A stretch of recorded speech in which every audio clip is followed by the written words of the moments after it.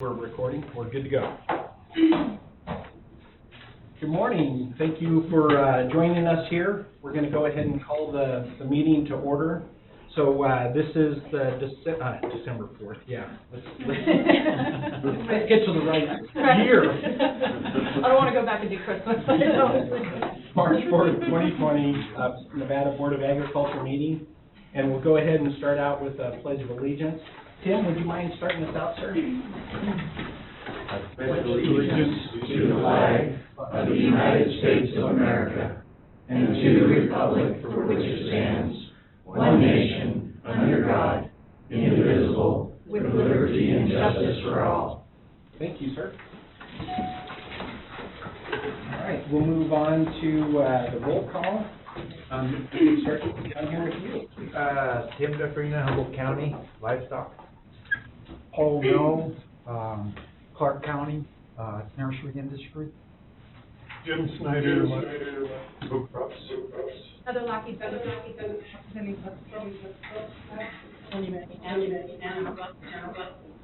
Paul Anderson, Washoe County, Representative Petroleum. Wade Spratling, Elko County, Livestock. Woody Worthing, Ellis County General. Charlie Fraley, County. Dave Coon, Clark County, Industry. Rebecca Ellen.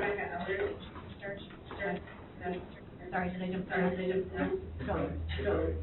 Samantha Bellway, Added Current. Jerry Conrad, And I guess if we could go ahead and go to the room with department staff, please. Doug Ferris, Administrator. Hayden Statievich, Consumer Ability. Dylan Davidson, Megan Brown, Debbie Plant, Division. All right, thank you. And we'll go out to Elko.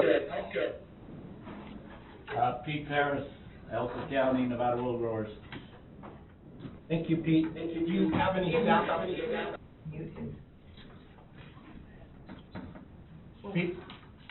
Pete, do you have any staff out there? There's nobody here but myself. Okay, thank you. And if you make sure you mute yours, we're getting some feedback. Okay, and looks like we have someone down in Las Vegas. Yes, Warren Hardy, I'm just here for public comment. Thank you. Okay, thank you, Mr. Hardy. Oh, you didn't introduce yourself. Jennifer Ott, Director, Department of Agriculture. Thank you. You're welcome. I guess we would have noticed at some point you weren't here. All right, so we're going to go ahead and open up for public comment. A couple things. One, we ask that you keep it within 3 minutes, and be respectful, please, and we'll be respectful likewise. And then the other thing that we would ask is that you direct it to the board as a whole, not one individual. And then the other thing that I do want to point out is we actually have an action item that I believe some people are thinking, or excuse me, we have an agenda item that some people believe is an action item today, and it's actually under 6B, proposed revisions of NEC 557, adopt regulations in response to SB 347, address necessary fees regarding hemp. And I just want to make sure you guys know this is an information-only item, and if you wanted to speak on that, feel free. But really, one of the things that we're going to be doing is if the board chooses to move forward, the next step would actually be that it would go to workshop and hearing. So that would be the perfect opportunity if you have concerns or thoughts regarding the industry and you would want to be involved in it, that would be a perfect time to engage the department. But if you wish to speak, please do so. And the only other thing I would ask is if you haven't filled out one of the cards, saying who you are and that you want to speak, then we would need to make sure you fill one of those out before you leave. So we've got some here that we received last night, it looks like. So the first one is Chris Ruddy. Yes, that's me. You wish to speak? I was going to speak at the end during the public comment session after I've heard the presentation. Okay.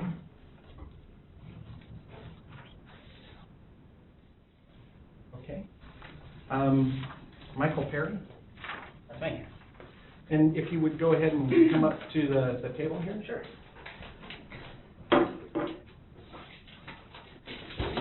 So I'll make it really quick, and thanks very much for hearing me out today. So I moved to Nevada about 4 years ago.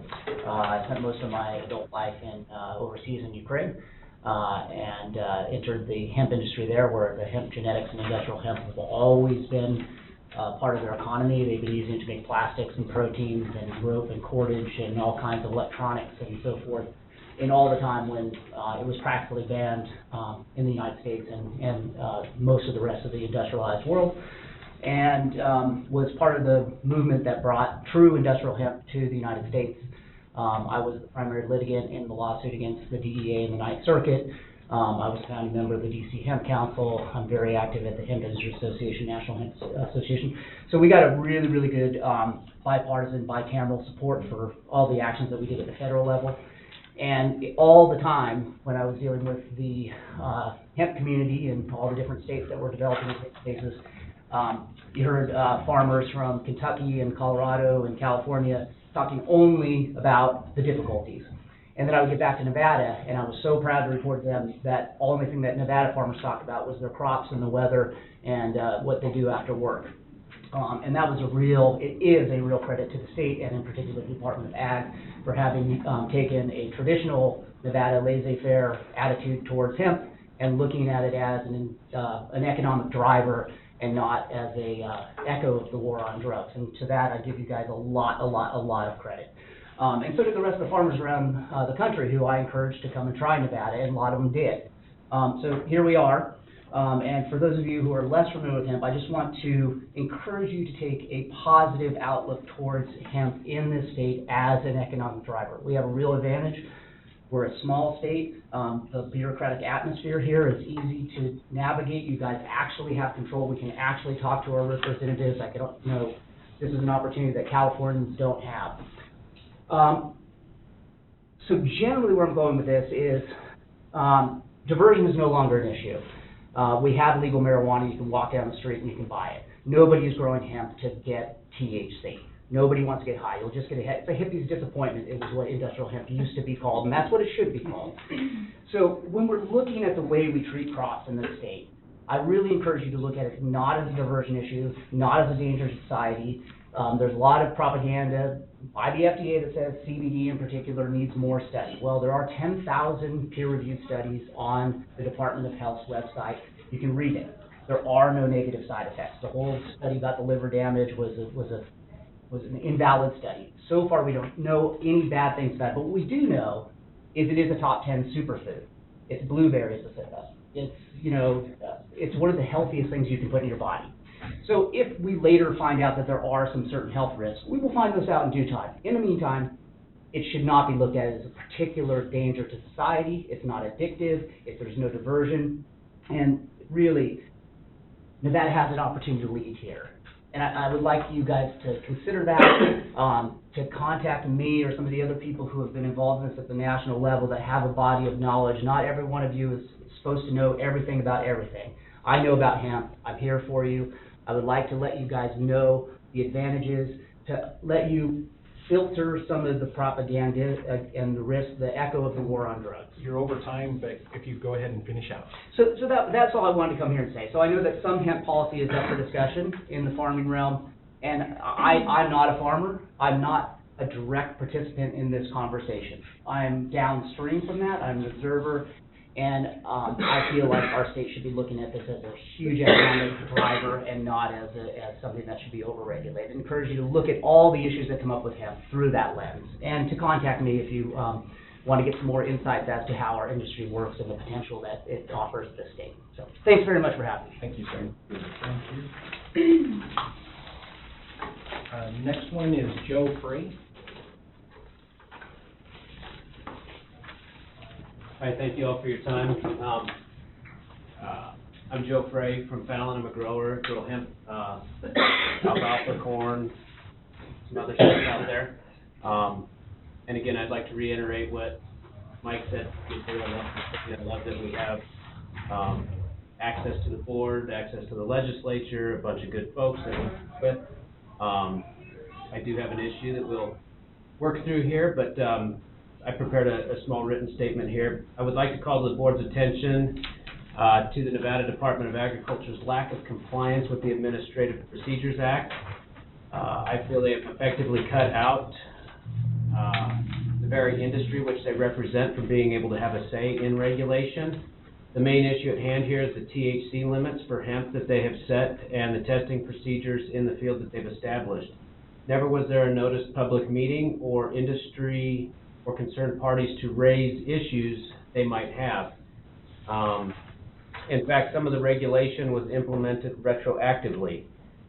Western States Hemp, along with many other growers in the state, have suffered hundreds of thousands of dollars in losses because of these ad hoc regulations that have been made. I believe that I was one of the few growers in the state that was ordered to destroy a crop, and I refused. I refused because I knew that the Department of Ag needed to go through a formal rulemaking process before they could implement. This action has now led to a hearing between Western States Hemp and the Department of Ag. I don't believe that their proposed regulations have even made it through the Legislative Council Bureau. If this is the case, I don't know how that they can enforce these new regulations that aren't even implemented properly. I find it slightly odd that the department is bringing proposed regulation to the table at this meeting. In our hearing, it was repetitively stated that the state did not have to propose regulation because what they were implementing was directed precisely by the USDA or the Nevada legislature. We have not proven that in this case, or we have proven that that is not the case. The USDA does not have final regulation, nor does the state have an approved plan, as Congress says is necessary to enforce regulation. Furthermore, both USDA and Nevada legislature leave a great deal of room for interpretation and leeway. If this is so, then the NDA must propose regulation per the Administrative Procedures Act. I urge the board to get involved and please possibly try to force the hand of the NDA to propose regulation in a manner compliant with the Administrative Procedures Act. While my issue has been with the plant division and the hemp program in particular, similar issues could be at play in other departments and with other programs. I know several growers in this state, including the University of Nevada, who were forced to destroy crops that would have been compliant under the previous regulation at both the state and national level. And that's all I have. All right, thank you very much, sir. Thank you. And next we have Tom McCullough. Good morning. Good morning. And I would encourage you to reach out and talk to Mike. He's a nationally known expert, recognized expert in many national organizations if you have further questions. And I'll read from a prepared statement. I will respectfully ask this board to direct the Department of Agriculture to hold open meetings regarding changes and proposed changes to the regulation of the fledgling hemp industry in Nevada. The Department of Agriculture has not done this to date, and farmers have been and will be damaged. In fact, the department is moving rapidly forward, making changes that I believe are harmful, and I do not believe they have the authority to make. For example, the department has retroactively applied rules that have caused farmers to destroy crops. For example, the department is moving faster than required, and I believe is required, to submit a hemp management plan to the USDA, a plan that has had no input from farmers.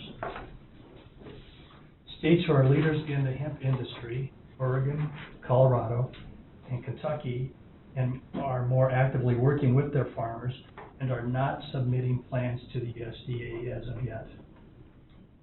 Hemp can be a beneficial crop to Nevada and will be useful to farmers, the physical environment, and the economy if it is allowed. I believe the current path of the department will both stunt innovation and growth. I respectfully ask this board to direct the Department of Agriculture to hold open meetings for comment and to input on these matters, and to wait to file a plan with the USDA.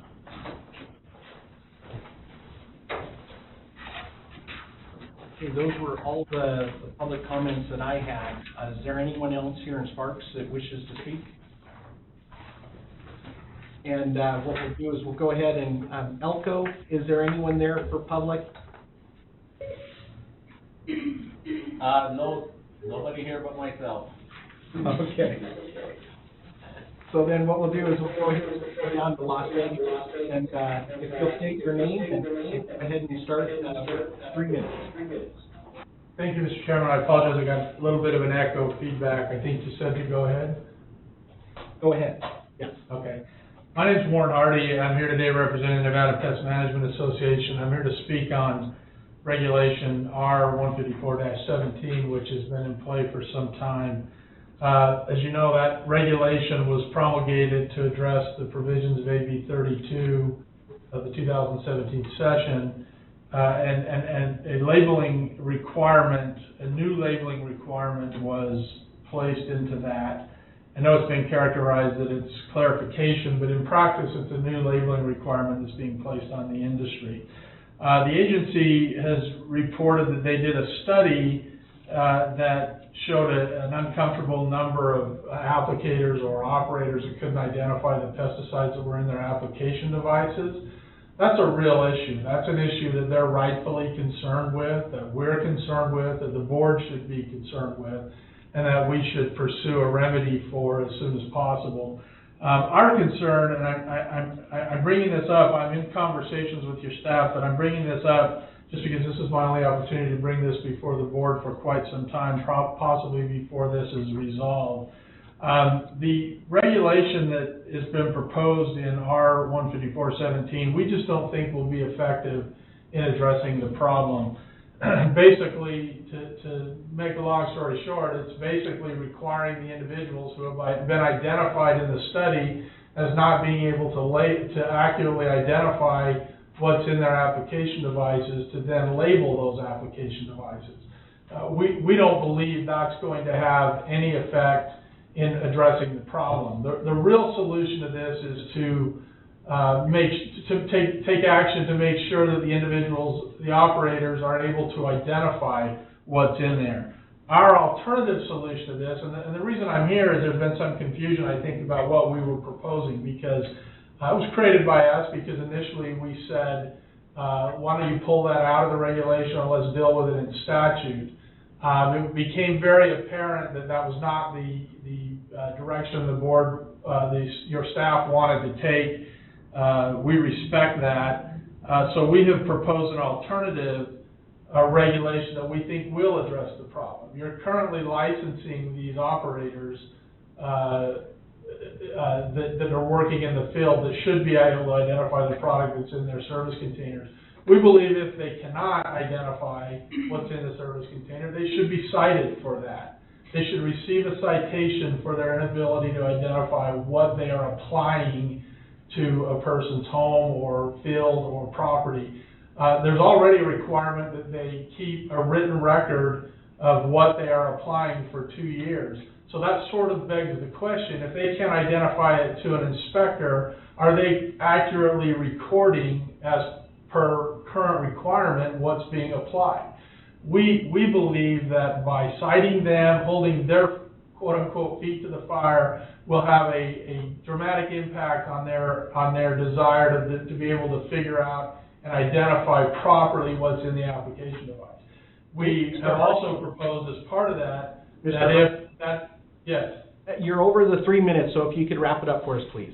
Okay, all right. Well, let me just make it short then. I wanted to group. I will send some documentation with our proposal. My request of the board today is that you agendize this item for a future board meeting so we can come back. This has been to the Legislative Commission, which tabled it for further discussion. And so we would like to have those further discussions and find a way that we can all support a regulation that will address this problem. We don't quarrel or argue that this is not a problem that should be immediately addressed. We just want it to be effectively addressed. So, Mr. Chairman, thank you for indulging me going over just a little bit, but I would respectfully request that this be agendized so the industry can come in and present their alternative proposal before it goes back to the Legislative Commission. All right, thank you very much. Is there anyone else in Las Vegas that would care to speak in public comment?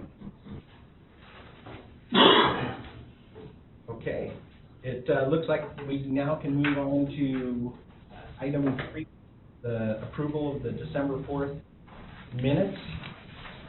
Does anyone have any concerns or changes that need to be made to those minutes? Otherwise, I'd be willing to entertain a motion. I'll make a motion to approve minutes as they are. I'll second it. Okay, motion made by Mr. Worthington, second by Heather Lackey. All those in favor signify by saying aye. Aye. All opposed, nay. Okay, it passes unanimously. Thank you. Item 4, Director's Report. Director-elect. Thank you, sir. I appreciate it. Good morning, everybody. You have the director's report as part of the documents. I'm not going to go through every bullet point, but I'd like to just highlight a few, and if there's any questions, please feel free to let me know. The first 2 bullet points, well, first I'd actually like to introduce Samantha Bellwood. She's our new executive assistant here, and important because she's your contact for everything Department of Agriculture at the board. So if you haven't already introduced yourself or met her, please feel free to do so. We're really happy to have her. Welcome aboard. Thank you. I think she's a little worried after 2 days, but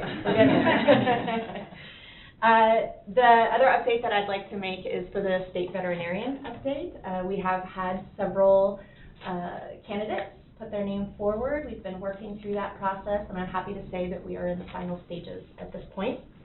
And so I'm hoping that we will have an announcement here to the board and to the public fairly soon. So we're looking forward to that.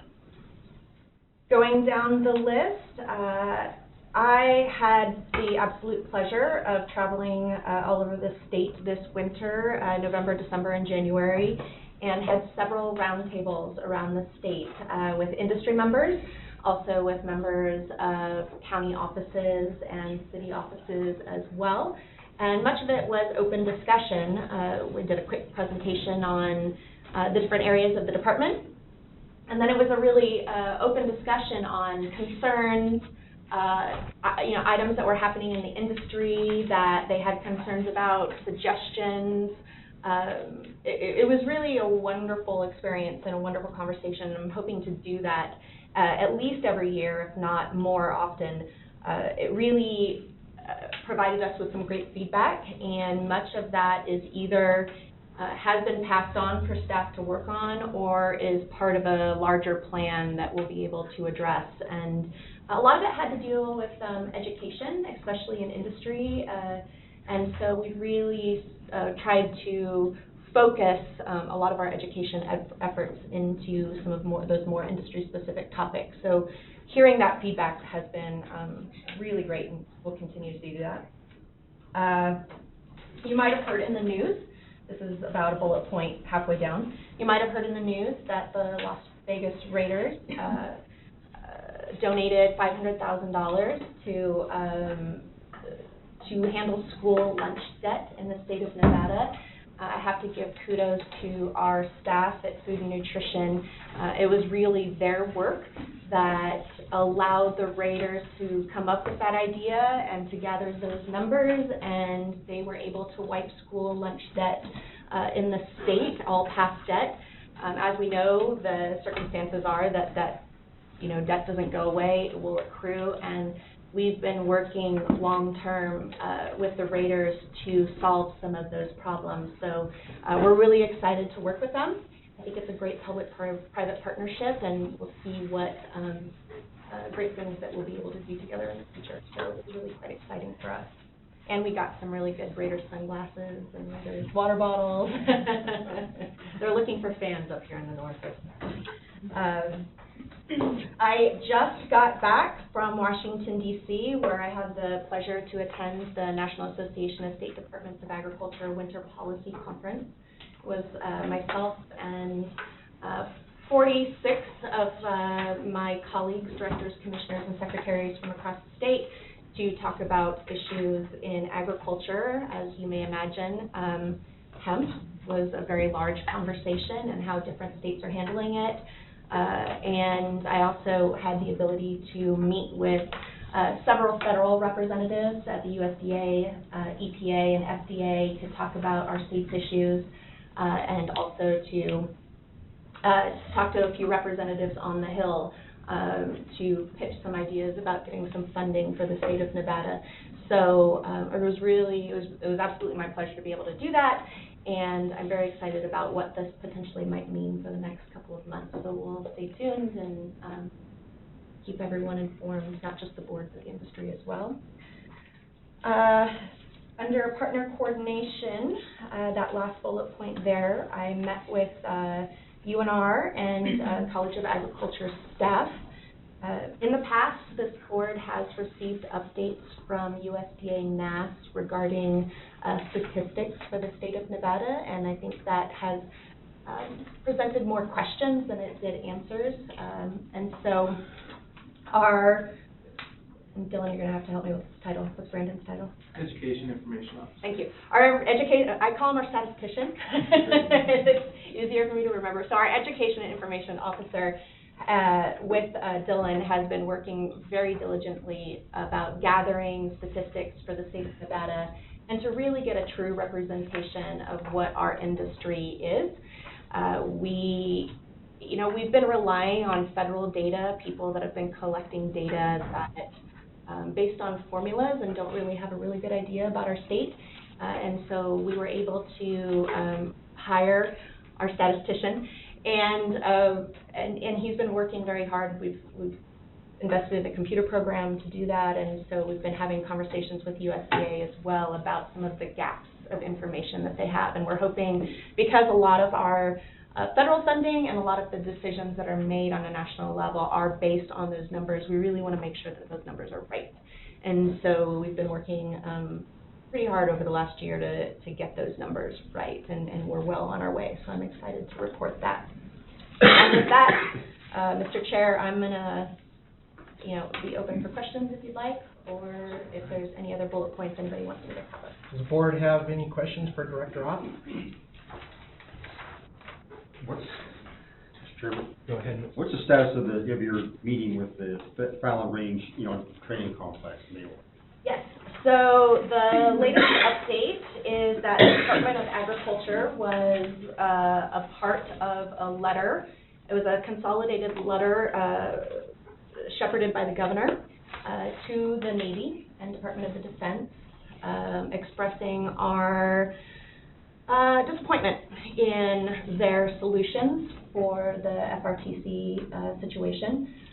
We had the Deputy Undersecretary of the Navy come and visit us and made some assurances, and then the final EIS did not reflect those assurances. And so I'm not the lead on this project. I've been keeping in touch and have had many conversations. It was a conversation while we were in Washington, D.C. as well. And our federal representatives for the state of Nevada are very aware of this issue. There are a lot of meetings about this issue. Our biggest, Department of Agriculture, our biggest, I hate to say the word issue again, but our biggest point is that we want to make sure that the ranchers that are affected by the expansion are getting either reimbursement or concessions based on their business impact. And that's the two words that I was flying around Washington, D.C. last week, was business impact. And so that's really what we're looking for. Of course, there's other issues as well, cultural issues, wildlife issues, environmental issues, minerals issues, but I'm working with my colleagues on this. All right, any other questions? Got off pretty easy. No. So we'll move on to B, September board meeting date. Yes, so my apologies, not only for this board meeting date that flip-flopped, but the September board meeting date as well. If everybody could have access to their calendars. The September board meeting is currently scheduled 2nd, September 2nd. And if at all possible, I'd like to move that to the 9th. Okay. We don't have to vote on it. We can just move it. I just want to All make right. sure it's good in everybody's calendars before I do so. Saves me some email. You want it on September 9th? It will be September 9th. September 9th, okay. Yeah. Okay, All right. Okay, we're moving it to the 9th. all right. Thank you all. So, skipping right along, we'll move into, item 5, food and nutrition, the board update with Wilma. Good morning. Good morning. For the record, excuse my voice, it's an allergy, I'm not sick. You know how to clear a room, huh? Huma Anoshupur, Food and Nutrition Division Administrator. My first update is that in January, USDA released a proposed rule simplifying meal services and monitoring requirements for National School Lunch and School Breakfast Program. And this proposed rule changes is simplifying the meal service pattern and also some flexibilities for operator and some flexibilities for state agencies to implement this program. We are soliciting comments and we are planning to submit comments on those changes.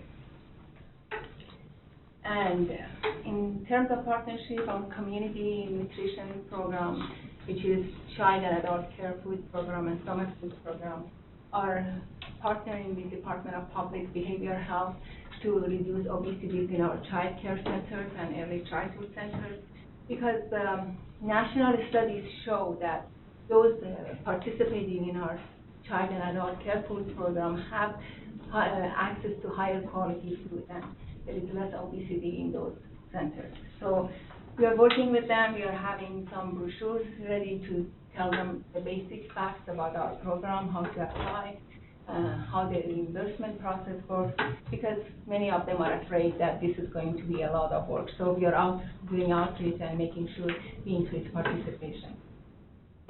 Also, the same team is working with Department of Public Behavior Health and University of Nevada Cooperative Extension to create a curriculum and resources for preschool and Head Start programs. They are presenting ideas. Actually, the training was yesterday here, that they're working on activities that connect kids to farm to school in order to provide access to healthier food. And as Director House mentioned, our team facilitated $500,000 pledged by the Las Vegas Raiders to pay off our current student meal debt in Nevada at schools, districts, and charter schools that are operating federal school lunch program and breakfast program.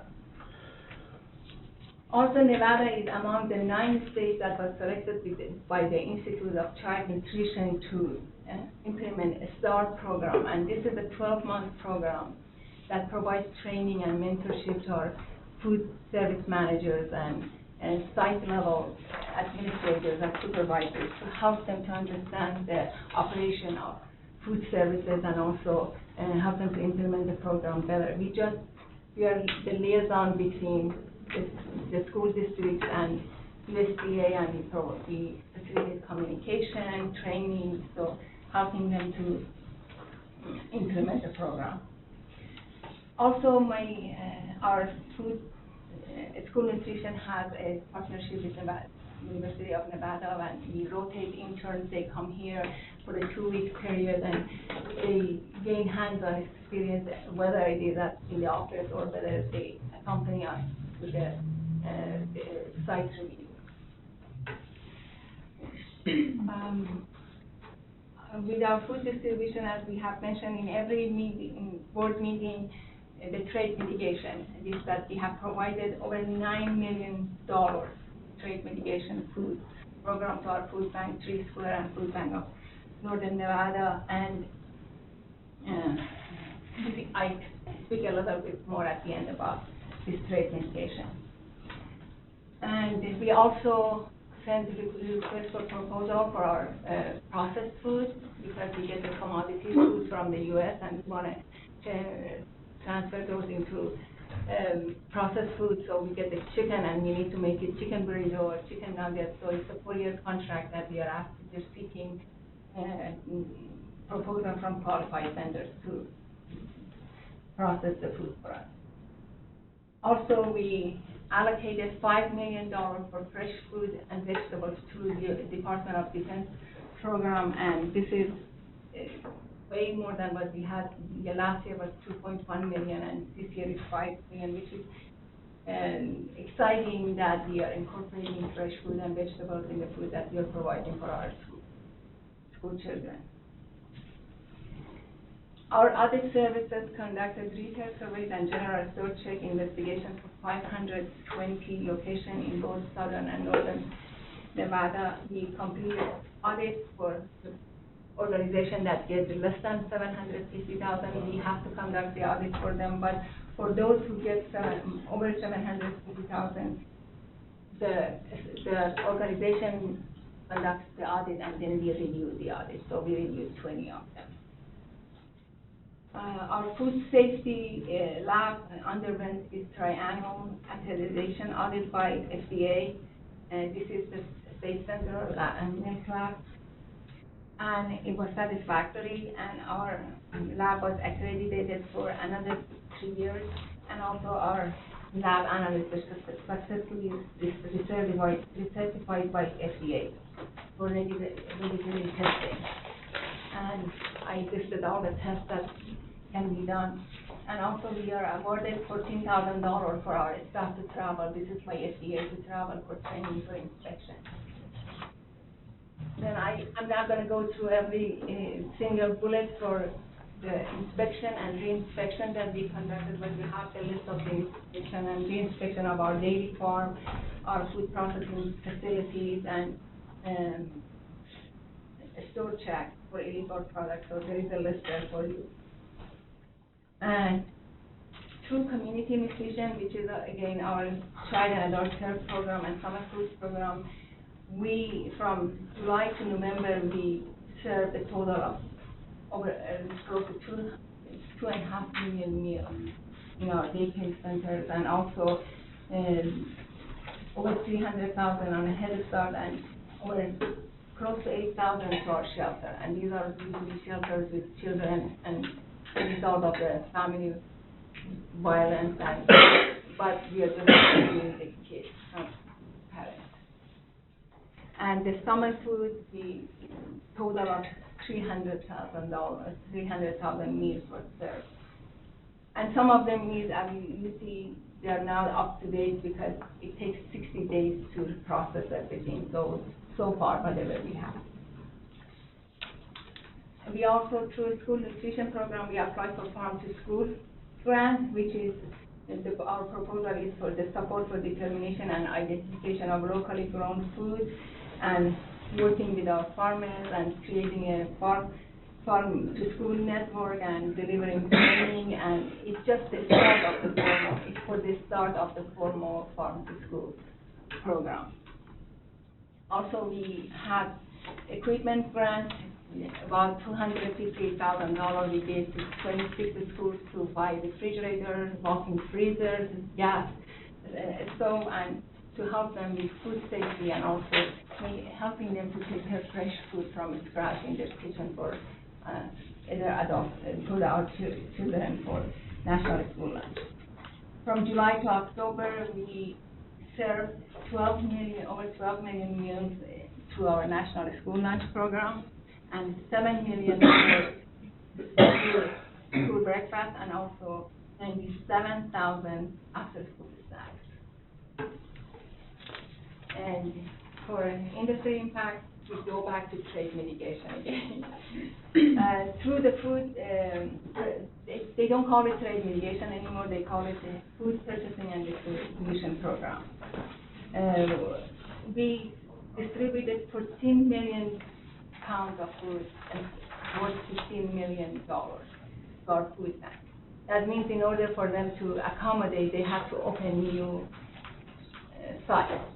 And we have fed over 70,000 additional food insecurity population based on this trade mitigation. And the significance of this is it's not just the volume of the food, the kind of food, because there is more variety in terms of meat, fresh produce, so it has been a blessing for us, and we have accepted 100% of what they have given us, and plus whatever other states returned, we got them. We said we take them in. Now the concern is what happens when this goes away, December 2020, we have opened out, the food banks have opened out these sites. So we're working with our partners in other state agencies to come with a plan and USDA to see how we can gradually transition from this. And also we have suggested to our food banks to start those centers that they open, the sites that they open because of the trade mitigation, to start with the combination of PFAS food and also donated food, just to alleviate the problem. So we are working with that. Any questions for Juan? First, a comment. I want to say thank you, because at first when you start looking through it, you're like, holy cow, all these initials and acronyms and everything, but you do an awesome job. I don't think there was one that you didn't match up with what it stood for. And actually, it might be from the director level I have to say thanks, because then I started taking note of all the other reports, and indeed, they all do a great job of letting us know what CACFP stands for, so thank you. We have 14 of them. And then the other thing I just want to comment on, I mean, this is amazing, when you start thinking of what you guys are involved with. I mean, 15 million pounds of food. What was the number, students that were fed? 12 million. 12 million meals. So that's amazing, and thank you for what you guys are doing. That's great work. Thank you. We are happy to do this. Thank you. All right. Plant industry board update. Good morning, Megan.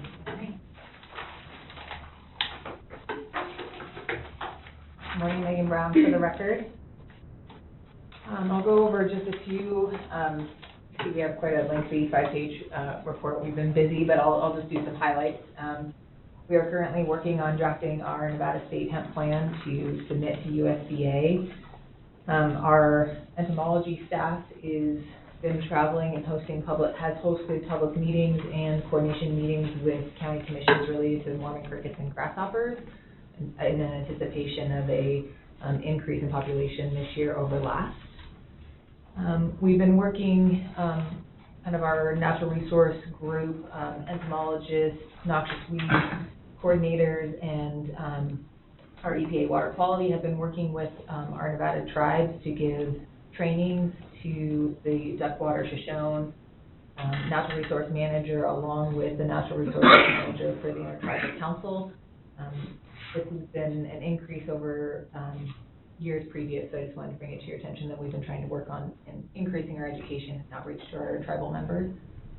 The Nevada Native Seed Partnership, which the Department of Ag is part of, finalized our Nevada Native Seed Strategy, and we're working to implement that with our state and federal partners. We're also hosting our 4th annual Nevada Native Seed Forum in Fallon next week on the 10th at the Fallon Chamber, or County Chambers for Churchill. The Chemistry Lab is hosting a national pesticide workshop, hopefully in early June, in our laboratories here. Some of the program updates, our 2019 report on hemp is obviously an increase. We had 216 growers with over 266,000 acres planted.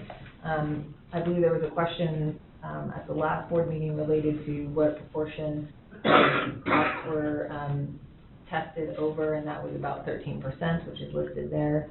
Our onion exports are increased and continue to increase from over 6.6 million pounds to 7 million pounds, and that's still with shipping continuing. So we're seeing definitely an increase in need and staff and demand for that, which is great. Our quarantine programs since for fiscal year, the lab has collected over 2,200 soil samples and 1,900 samples for pathogens. And our entomology lab had sampled over 3,700 collected in traps, which equates to over 10,000 identifications. So they are continuing to work, and those samples and traps are in coordination with our quarantine and partnerships with USDA. We have filled our Nevada Department of Transportation coordination position within our noxious weed. So they are working not only on reviewing mitigation plans for new construction that the Department of Transportation has approved, but is also working on training and providing education and identification to NDOT employees in hopes that they will be identifying and treating noxious weeds on old projects, so that we're not just focusing on moving forward, but doing some maintenance on moving back. And we're also, our pesticide group has been working on the drones. Drones have been, are a lot more accessible from a fee, from a cost perspective, and so we're working to figure out regulations related to that and what that means. A lot of spot spraying, not only for, with using drones and then getting into remote areas is generally where we're seeing an interest, and so we're working to address that. And I'll take any questions about. Yes. For the hemp plan, has the industry been involved in development of that plan? To my knowledge, yes. So, yeah. Okay, so have there been workshops? So can I answer that for you, Jim?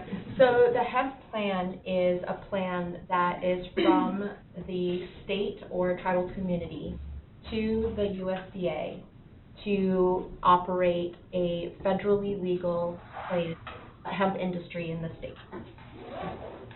So what the interim final rule from the USDA has requested is that every single state submit a plan for approval to operate the industry. And so based on the interim final rule, we've had to look at those federal guidelines and base a state plan on that. The hemp group has meetings every spring, I think, with the industry, and we get a lot of phone calls about this. We're not happy with some of the USDA decisions. There's other states that are not happy with some of the USDA decisions, which is why that public comment period is so important, that we sent out emails and Facebook posts and, encouraging folks from our state to comment on these rules. So that's how we're going forward. We have not submitted anything yet. We're in the process of reviewing it and developing. So it's all based on USDA? Yes. Yeah. And so it's not a regulation. It's not, that it's not required to go through the workshop process. So it's not a regulation. It is a plan how the department is going to implement the interim. It's a requirement. So there will be other projects coming on which will identify specifics within that? I'm not clear maybe on your question. Well, just things that you're not completely happy with USDA, obviously, are things that we have to follow. Right. So that's the catch-22, right? So the USDA puts out guidelines. We, like I've expressed, that we're not thrilled with some of their guidelines. And so we're working with USDA, as are other states, to change those guidelines, adjust those guidelines, be more inclusive on some areas. They have, timelines that I don't think make for a state as large as ours, or any Western state, frankly. There's other, sampling guidelines that are not clear. If they're going to make requirements on sampling, then they need to put it in the rule and not have the rule then sort of handle it. It's a constantly moving target. And so the catch-22 is that we have to submit a state plan to operate under a legal program. But if we don't submit guidelines that they approve of, then they reject the plan. So then we have no state plan under federal authority. We have state laws that we can operate an industry, but then we're not operating by federal guidelines. And so it's not an easy spot to be in, and especially when it's constantly changing.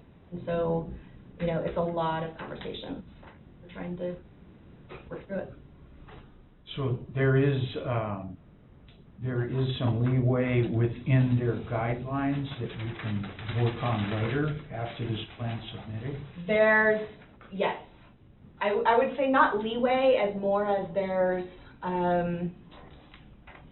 it's vague. There's some vagueness in the guidelines that we could implement by state law. As long as it's then approved federally. Mr. Free? Yes. Jennifer, can you assure us that going forward, we can end the farm and have discussions about that? We understand the catch-22, all right, but a lot of the farmers are very dissatisfied with what actually has happened, and you heard it today. But I just want to make sure that we have the necessary meetings with them to develop guidelines to implement. There should be meetings coming up for the spring for the hemp industry, so Okay. that's one. They happen every spring. Right. Sort of, we try to have it before the season, but season is different in different areas. So yes, absolutely. I know that there is unhappiness with the 0.3% guideline. I know there's unhappiness with the sampling. All of those issues we are working on a national level. Changing the 0.3% to 1% has been a conversation. My standpoint for that is, why 1%? 0.3% sort of was based on a very old study. 1% is sort of just a round number. I'm not really sure. Why not 2%? So why, that's what I'm looking at is, we're sort of making, or I should say USDA is making these decisions on a national level based on little information. And so, I understand that, the industry can move faster, absolutely, than we are. But those are the kinds of things that we're talking about. My only concern is we'd like to create a real healthy environment for Nevada's economy. Yeah. This can contribute to that. Sure. And we want to make sure we adopt guidelines and requirements that the farmers agree with and we agree with, and hopefully the federal government. Yeah, I absolutely understand that. And I get it. We want there to be a great industry here. However, if the federal government says 0.3%, we have to abide by that. Right. I understand. Yeah. Or if they say sample only flowers, even though it doesn't make sense to me, Is there then we understand that. We have to anything abide by we that. could do where if they did exceed that amount, is there any way they can go through and pick out those plants or whatever, let's say? Not currently. Not currently. Not under the current law. Could there be? Absolutely. So one of our comments, trying to think of this comment period, is about the disposal methods, because there had been a lot of conversation about why can't we let the animals graze? Why don't we knock it down and let the animal graze? I'm fine with that. Okay. The rules aren't. Right. I understand. I absolutely support that. I think it makes sense. Okay. But that's not what the rules say right I now. understand. And we have to abide by that. Thank you. Yes. Will there be additional opportunity for industry input before this, plan is finalized. Before the plan is finalized? Right. We can, well,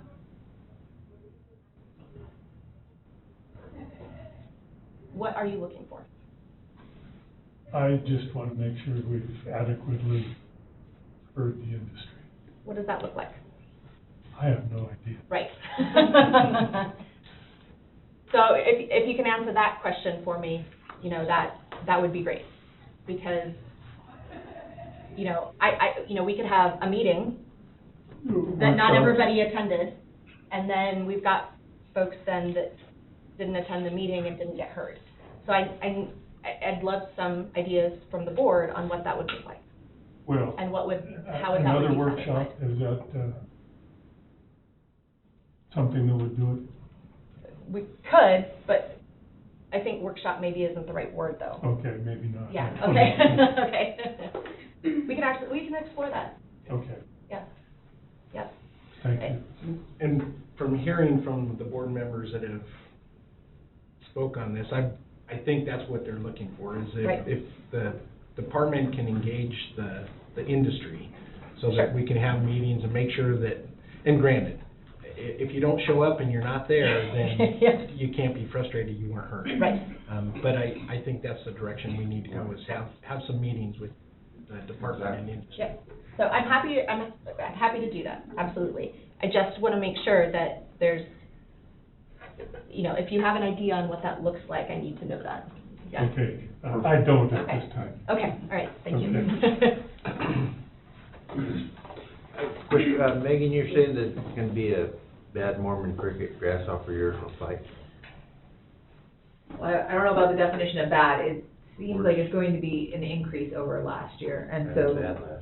Yeah, so, our state entomologist has been working with USDA, PPQ, to work on treatment plans. Those are some of the public meetings that they, attended across the state to get engagement. They have general ideas about treatment areas and that sort of stuff, and that's what they've been. So we're geared up for it? We are, yes, we are. Making sure agreements are in place, so.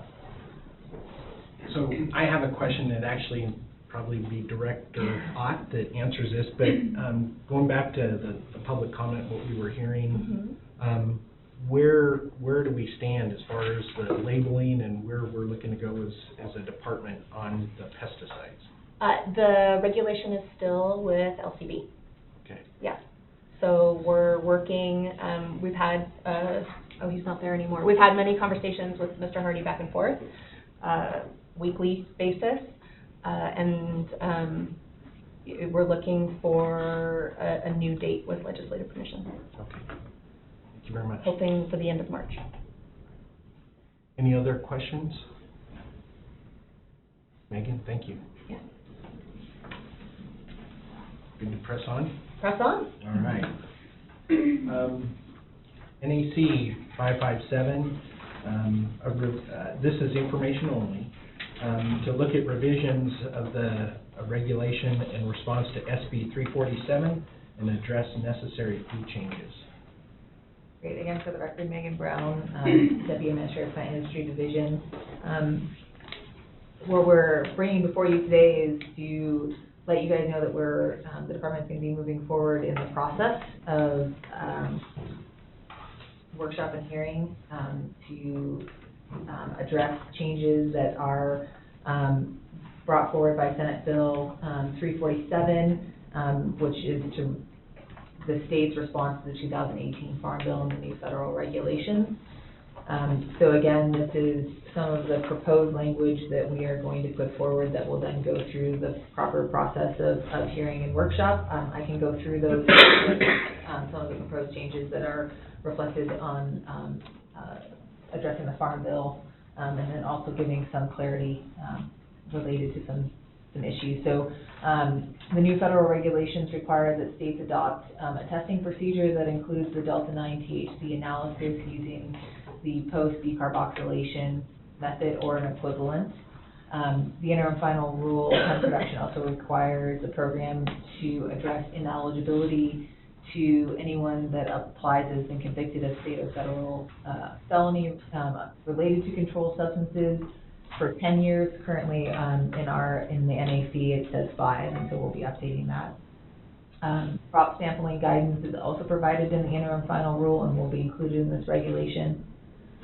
Also in the proposed changes is a fee change being included to address the costs changes by the department, so the increase for the grower certification and then an increase in the amount for inspection time to cover the cost of implementing the program. And then the final proposed changes is non-compliant crops requiring a crop disposal approval plan. And so these are outlined again in draft form in red and blue to show what is being proposed. And then also the deletion of 557.120, which is talking about the previous farm bill, which is no longer, which is the 347 has changed. So could you tell me, so what's the process that we're going to be seeing coming before us from here? So we internally will move forward with a hearing and workshop. So we'll and Director, if I misspoke, or maybe if you Workshop, then hearing. yes, workshop and then hearing. So we'll provide a public opportunity with these proposed changes to have a workshop, so the public will be notified and able to attend. Normally, these have been done in a similar fashion. We'll have availability across the state for people to participate. We'll go through and receive comment from the public, and then address any of those changes, and then move forward again to a hearing, which is then notified to the public process, and through that process, and then for final adoption. And I just want to make sure that I understand the process, more specific to, does the board have to approve going to workshop and hearing? No. That was just something we used to do in the past? Yes. Oh, okay. So I'm like, man, you're talking 3 months before you'd even come back and ask us if you could go to workshop and hearing. So, yep. Got it. So pretty much we'll start announcing to the public, industry, stakeholders. Okay. Yes. Yes, so if I can just clarify, there are some statutes that are board authority. I think Director Matievich is going to bring forth some that you will have to approve to move forward to the workshop process, but these are not. No. Okay.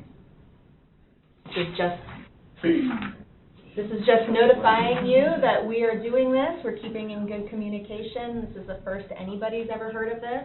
So if you hear that the public has not had response, that's right. They were posted how many days ago? Thursday. Yeah, Thursday. So this is, we still have a long time ahead of us in order to move forward. All right. Questions? If you've already answered this, I apologize, but how does this fit with the state plan? Do these regulations have to be in compliance with the state plan, or?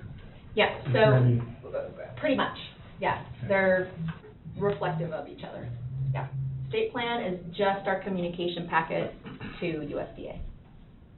So our timelines, will this be done before the state plan? No. Okay. Yeah. I don't think so. I mean, I guess we could have no conversation and this could breeze forward, but I doubt it. Yeah. Mr. Frey? I didn't really hear, September 2nd, is our meeting's going to be in Elko, is that correct? September 9th. Or, 9th. Oh, pardon me. Okay, in Elko, is that correct? I'd have to double check. Usually we have them in Elko Okay. in September, I believe. We can notify you of the location. Okay. Yeah. And then, I guess we're going to have to ask these farmers maybe to come in then and look at what we have already done, or Well- on this or not? They can come in regardless, that's Okay, their right to do so. right. Hopefully, they've attended other meetings to provide us with suggestions and information and comments. Okay. That, But they can before still the board is not the testify first time that we or- hear from them. Or make comments, September 9th, here in Vegas, here or Elko. Yes, they, Regardless. absolutely. Okay, all right. Yeah. Just so I'm just trying to make sure they understand that. Okay, thank you. All right. No further questions. We'll go ahead and move on to 6C, proposed revisions to NAC 555 to incorporate fees for pathology and technology. Pretty self-explanatory, same sort of process. We're just in the initial. And actually, just a moment here, I'm not sure if I don't have the right update, but I'm not super, You have to say, No, I don't. So again, this is for revision of NAC. Again, moving through the workshop and hearing process. What we're working to do is to, currently there are no fees set for identification in both for our state entomologists and state pathologists and their associated labs.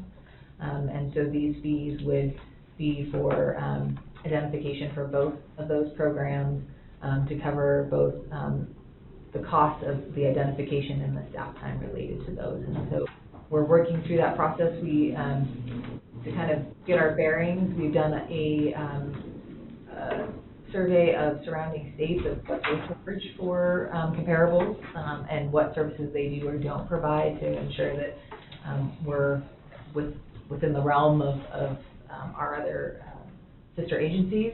And so we'll be starting that process again and working through the public process of workshop and hearing to move through. Paul? Do we have any kind of round number as far as the number of inspections for both the pathology and the entomology? How much they do on a yearly basis? Yes. I don't have that specific number in our report. There was some example year to date of how many samples. So in pathology, the soil samples, plant soil samples were 2,200, and 1,926 was for specific pathogens and nematodes. And the samples, I believe, here are more related, for entomology is more related to our compliance work. I will have to get you those numbers when it comes to what he does for identification from the general public coming forward, or our partner agencies. But I'd be happy to get those. Thank you. Mm-hmm. All right. Any other questions? Thank you, Megan. Okay, thank you. And number 7, administration, board update. Good morning, Jerry. Good morning.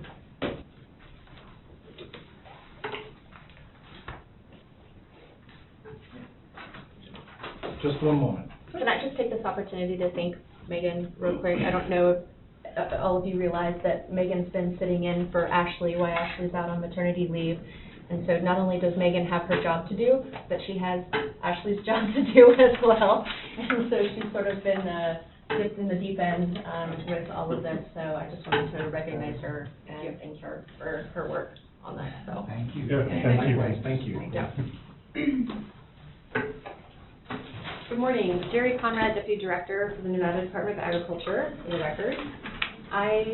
You have the administrative updates in front of you. I'm not going to go through every one of them, but I'll pick out a few. If you have any questions, I think we have staff here, if I can't answer, that they can answer any questions. First, ag literacy, I will just highlight the activities and distributed materials at 18 educational or community events across 5 counties, Carson, Churchill, Clark, Lyon, and Washoe, and up to date this fiscal year. We, not only do we get great reception from an outreach and education standpoint with the public at various events, but it's something our staff really loves to do across the department, And although this is coordinated out of the admin division and our staff and admin participate in these, it's really a department-wide effort. We get support from consumer equitability, from plant, from animal, from food and nutrition. So we're always happy to be a part of our community. Communications, you can see, communications team has been very busy. Well, I guess and again, everybody participates in this as well. All requests come through the communications team, but they work across the department to get these stories out to the public. They've also been busy with the NDA launch of the request for applications for the Centennial Awards program. This year, we're going to be presenting any awards at the Governor's Conference on Agriculture, which is April 29th. If you haven't marked that on your calendar, please do so. It is up here in the north. And I'm sorry, remind me, Rebecca, did the save the dates? Oh, there we go. Rebecca has some save the dates that she can pass out to everybody. Also, the communications team has fielded 54 public records requests, and 46 of which are completed. And that's ongoing, right, as the public, requires information for various reasons. That's always going on in the background in addition to their other duties. And yet again, right, that takes the full department across divisions to help facilitate those. Our international trade and economic development efforts. So Dylan Davidson attended the Western United States Agriculture Trade Association Winter Planning Meeting in January, and the regional gathering with Western states there. He's working on various inbound and outbound trade missions in regions, and as you can see, Canada, Mexico, South Korea, Japan, China, and the Middle East, with a focus on animal feed, alfalfa, specialty beverages, dairy, and consumer-oriented products. He also attended the Food Ingredients Europe trade show in Paris. It's the largest food ingredient show in Europe. He did that last fall, November to December. 2 Nevada companies exhibited at the show: Desert Oasis Test and Grain and Flavor Consultants, and buyers from Germany and Israel were 2 major countries interested in the Nevada products. And together, Dylan and our Education Information Officer, Brandon, are working really hard on really getting the word out to the services that the department can help the industry with, as far as developing, how to kind of dip your toe into the export process and what tools are out there that we can provide, but also other agencies. So it's quite exciting what's happening there. Any questions? Any questions from the board? Actually, I just have one in regard to the international trade. Are we able to track and see our efforts on, here's what we're doing, and look, all these companies are now exporting? I mean, we've been able to... Yeah, that's a great question, and we have some, and we're developing tools. I think the director mentioned that, but Dylan, do you want to answer that more completely? Yeah, I would say that's something that NDA hasn't done in the past, that we are really, like when Director Ott came in, that was one of her objectives of wanting to do, is establish a database of these are all the food and ag companies in the state, and where they are and where they want to be. And so we're really carefully tracking that. You know, we don't know necessarily the past history, but we have what we have now and moving forward. And so these are the companies that are exporting, have exported, or interested in exporting, where they're going, what they're exporting, or even domestic exports. So just that economic growth in terms of trade. All right, we'll move on to item B, Department Travel Policy Revision. This is Jerry again, and this one is an action item. Yes, so, continuing on our quest to update our policies and procedures, I have 3 more for you today. This, there'll probably be a few on each, board meeting as, until we get through all of these. Just a reminder, what you had approved in the past had been the policy along with the procedure, and that internally became cumbersome to try to update a procedure because it was tied to the policy itself. And where, we might change how the paperwork is processed within our department, but we have to come in front of the board to be able to make that change because they were tied together. And under NAC 561.105 is the authority for the board to approve our policies, doesn't need to apply to the procedure. So that's where, again, why these might seem shorter than what you've approved in the past is because that procedure part is gone, but we're still looking for your input and your and/or approval on these policies. Okay? So I don't read every word here. The first part, right, is the statute that I just cited. In this travel policy 1.5, the policy shall ensure all travel is necessary, applicable to the NDA's mission and goals, and in compliance with applicable Nevada Revised Statutes, Nevada Administrative Code, and the State Administrative Manual. This policy would be effective as of tomorrow if it's approved today. The last revision of this was February 18th, and this policy replaces a previously dated policy titled the Travel Policy, and it was approved by the Board of Agriculture on June 8th, 2015. Responsibilities: the leadership team consisting of the director, deputy director, and each administrator shall uphold the policies set forth by the Board of Agriculture. And this policy applies to all NDA staff and those who work on behalf of the NDA. All right. Any questions in regard to this item? Yes. Go ahead, Mr. Can you give us any brief explanation of how this policy replacement differs from the one passed in 2015? The policy itself really doesn't have any changes. Okay. The core of the policy, the intent of the policy is the same. Again, it's that procedure part that really is different. I mean, there may be some specific wording. I'm trying to think if we, I think there's things like, if, I'm going to just say, it was a little bit lengthier, right? The travel policy applies to NDA staff and contractors and that kind of a thing, where we kind of separated those things out in this complete policy document. Okay, so there's no major things, it's all within the same... The intent is the same, that it will be required travel, or sorry, necessary travel, and that it will follow all state laws and codes, and including the State Administrative Manual. All right, thank you. Any other questions? All right, I'd be willing to entertain a motion. I'll make a motion to approve travel policy 1.5. Second. I think I heard Mr. No first. I think we both said at the same time. Okay. Well, I'm going to take yours. All right. We have a motion made by Mr. Worthington, second by No. All those in favor signify by saying aye. Aye.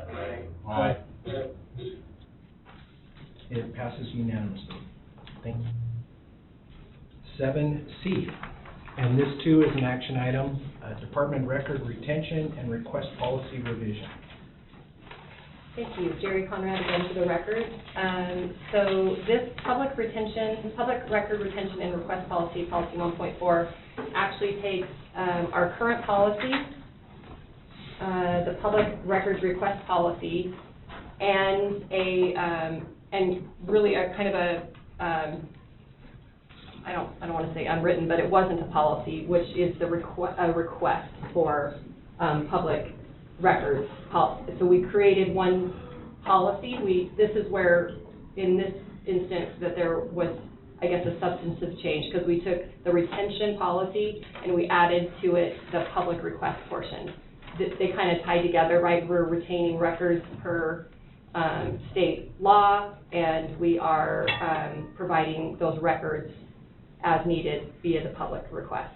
So just to point out the kind of a substantive change here. The public record retention and request policies shall ensure all information on file with the department that are considered public record are retained per applicable NRS and NAC. The policy shall ensure requests for public information are fulfilled per applicable NRS and NAC. The policy shall also ensure the public has access to submit a public record request to the department, and that a records officer is available to facilitate public record inquiries and to assist in request fulfillment. The policy, if approved, will take effect tomorrow. This policy replaces the public records request policy that was approved by the Board of Agriculture on September 6, 2017.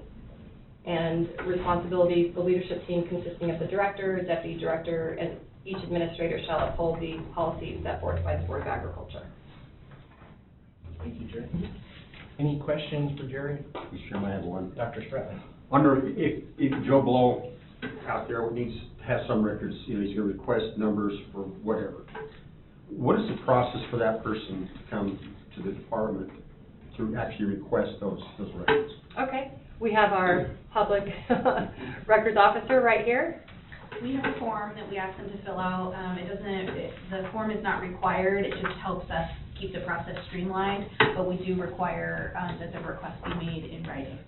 And then I usually back and forth to make sure that we are understanding what they need, or, you know, if it's this big, but really they're looking for this, I try and help them narrow it down to make sure that we're not using any more time than we need to get them what they're looking for. I try to just stay in regular communication. Is there a fee, you know, that goes along with that? There is not. Per NRS, we are only allowed to pass along hard costs of paper or thumb drives and stuff like that. And I would say probably 95% of our records requests are digital. Thank you. Any other questions? Do I have a motion? Yes, I move that we accept the retention report. How about the record retention and request policy? Record retention request policy. Yes. And I'll second that. Thank you. So we have a motion made by Mr. No, a second by Ms. Lackey. All those in favor signify by saying aye. Aye. All opposed? All right, passes unanimously. Thank you. Item 7D, Department Employee Report on Performance Policy Revision. And this is an action item. Jerry Conrad, again for the record. The Employee Report on Performance Policy, Policy 1.6, is also one that has a substantive change in that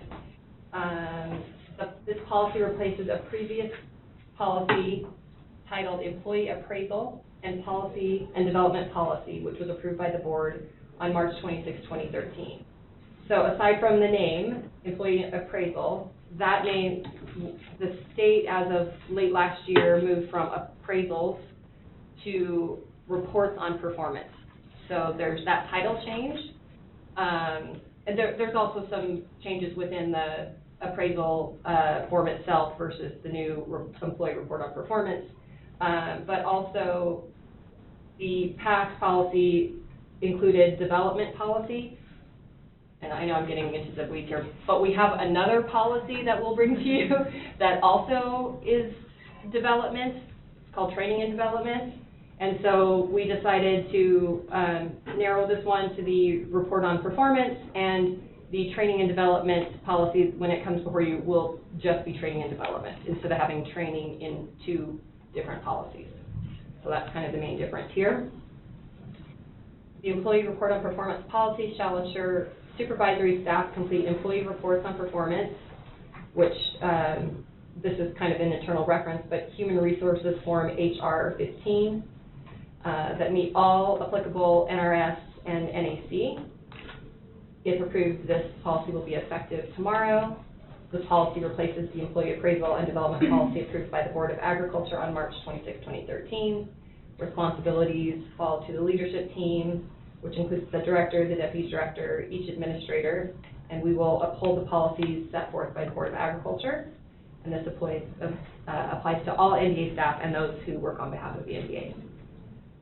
Okay. Any questions on this item? Do we have a motion? I have a question, Chairman. Oh, question? Yeah.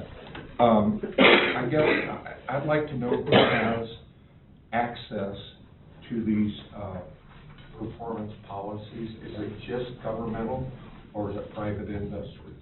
In other words, if we have an employee that has a poor performance and some person in the agriculture industry, a farmer or somebody would like to hire them, do they get to see these reports? No. No? Sorry. No, according to that state is- records, yeah. it's NRS that determines who And- gets to see an employee record or not. Perfect. And so we don't get to determine We have a big that. problem with that in the private industry. You never say anything bad about an employee. So Because it's, you can get sued.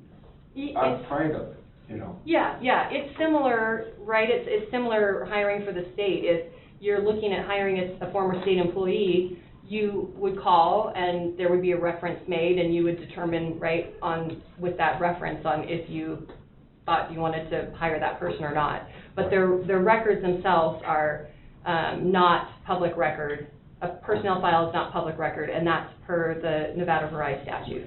Thank you. Yeah. Appreciate it. All right. Any other questions? I'll make a motion to approve the employee report and performance policy 1.6. I second it. Okay, so we have a motion made by Mr. Worthington, second by Mr. Frey. All those in favor, say aye. Aye. Aye. All opposed? And it passes unanimously. All right, thank you, Jerry. Thank you. I'll tell you what, why don't we do this? We've been here for an hour and a half. Let's go ahead and take a 10-minute break. So if we could be back here at 10:40, please. And we should be able to finish everything out after that. All right, so we're at item 8A, board update. Good morning. Good morning, Mr. Chairman, members of the board. I will start my update to you today by wishing everyone a happy National Weights and Measures Week. You and everyone in the audience. It's Weights and Measures Week. We take this week to commemorate President John Adams' signing of the United States' first Weights and Measures Law into act back in the 1700s. So it's a long tradition of weights and measures officials ensuring equity in marketplaces across our great country, including the great state of Nevada. So, woo-hoo. A number of items to update you on today, and I'll ask for your indulgence because there's quite a bit here nestled under that board update item. And I will start with what's quite frankly a hard one to bring to this board, and that is the report of the findings from the legislative audit. As this board knows, the legislature conducts audits of state agencies on a regular basis. The Department of Agriculture was due, and the Consumer Equitability Division was chosen for this cycle's audit. Originally, it was going to be an audit of the entire department, but they narrowed the scope to our division. And included in your report are their findings. And unfortunately, they did find some areas where we were not entirely complying with our statutory duties, some areas for improvement. And so that is outlined in your report. Sorry, I don't know why I'm nervous. It's not good to give your board what can be perceived as bad news. So they've made 7 recommendations that will enhance our regulatory processes. The first is to establish controls to ensure all weighing and measuring devices receive timely inspections. The second is to create and adhere to a plan to identify and eliminate the backlog of past due inspections. The third is to establish a graduated and equitable system of sanctions, that's for violations that we identify. To develop controls to ensure invoices are generated for follow-up inspections. To develop controls to ensure late fees are applied timely and in accordance with regulations. To develop policies and procedures for division operations. To enhance supervisory oversight to ensure policies and procedures are followed by staff, And number 7, to perform a cost-benefit analysis on enhancing the weights and measures system, by that they mean our computer system, to gain efficiencies. We accepted all of their audit recommendations and will be creating a 60-day plan of corrective action that we are required to submit to the Governor's Finance Office and to the Legislature. That report will be due to them on May the 12th, and then there is a subsequent 6-month follow-up report that's essentially a report on how we're doing for achieving against that corrective action plan. So we did not include in your packet the full audit report because it's available online rather than printing out a bunch of extra copies of it.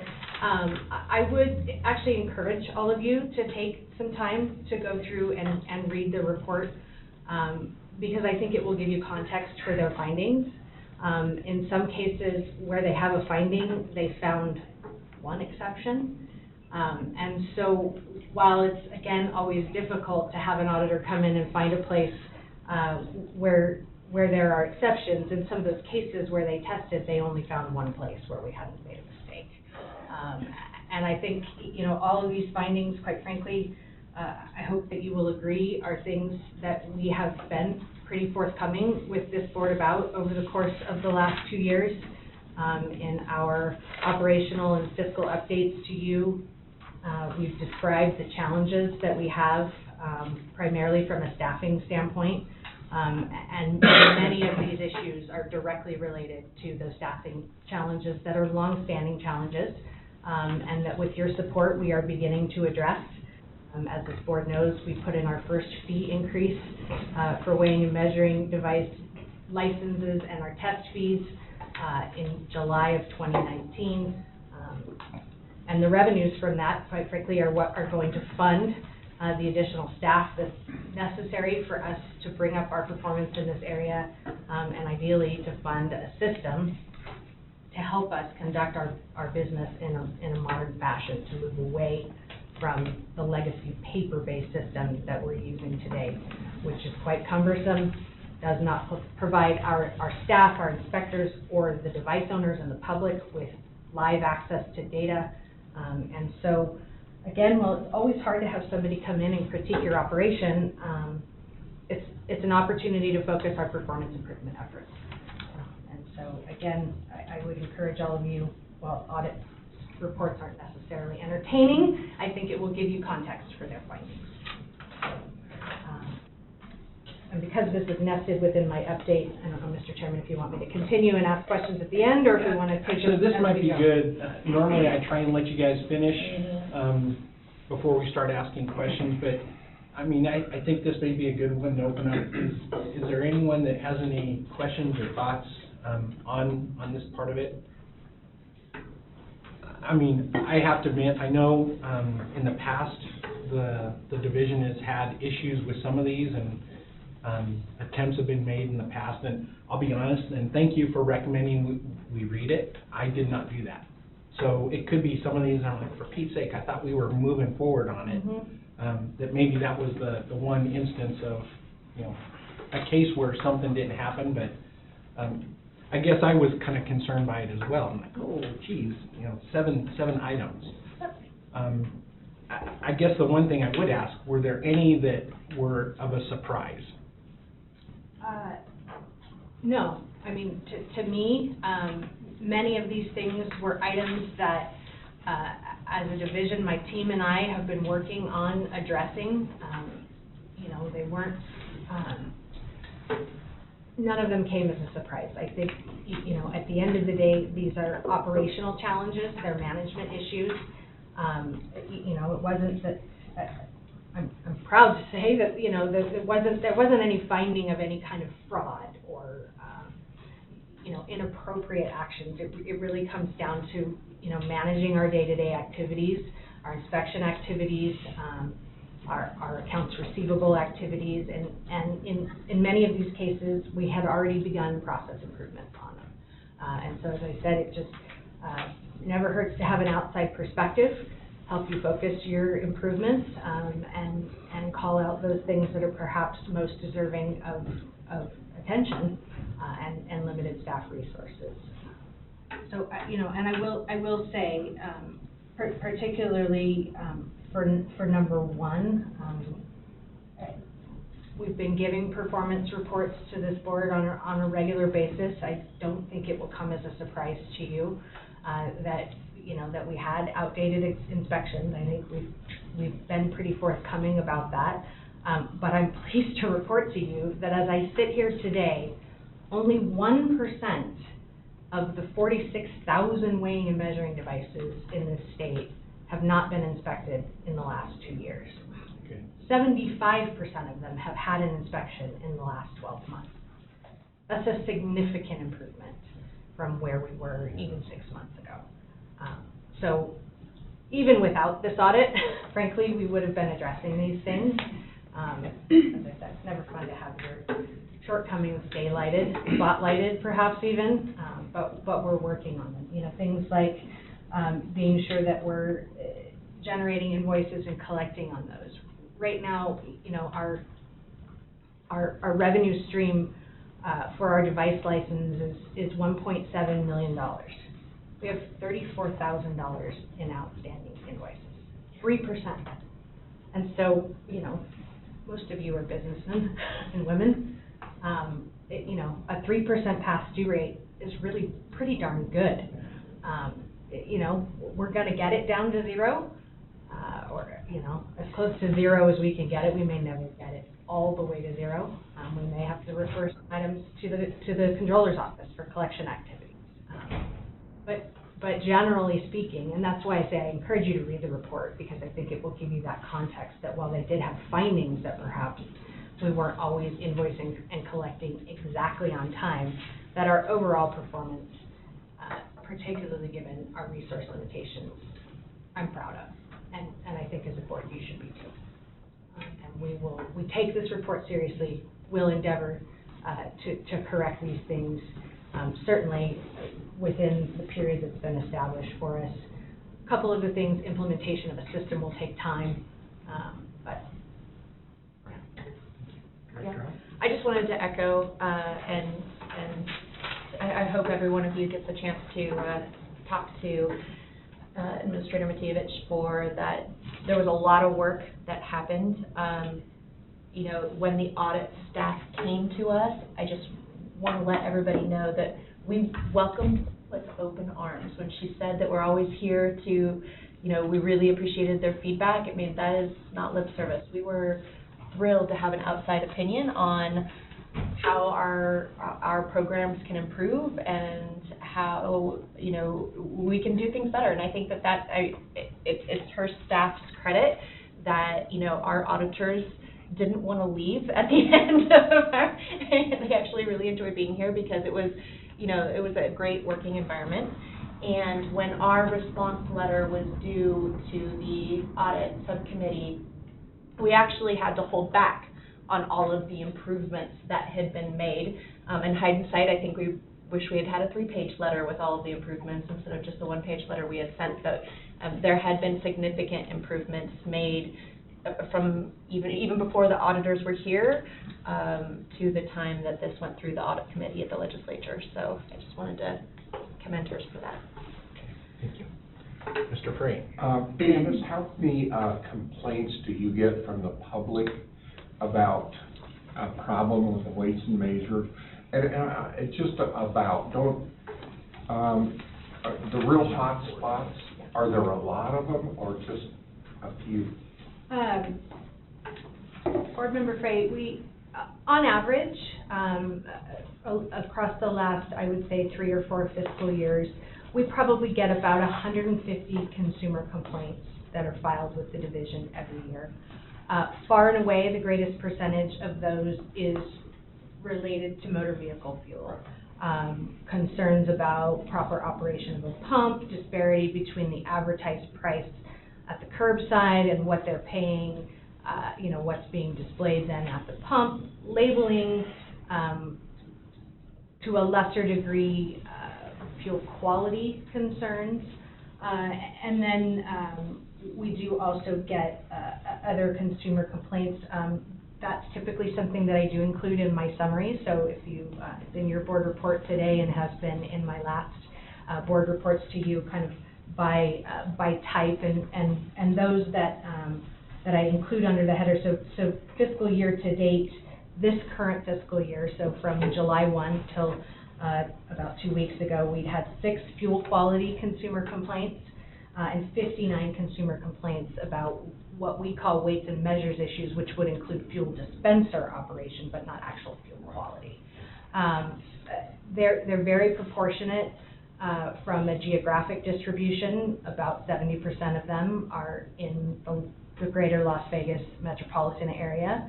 Another 20% or so up here in Washoe County, and then the rest in the rural areas of the state.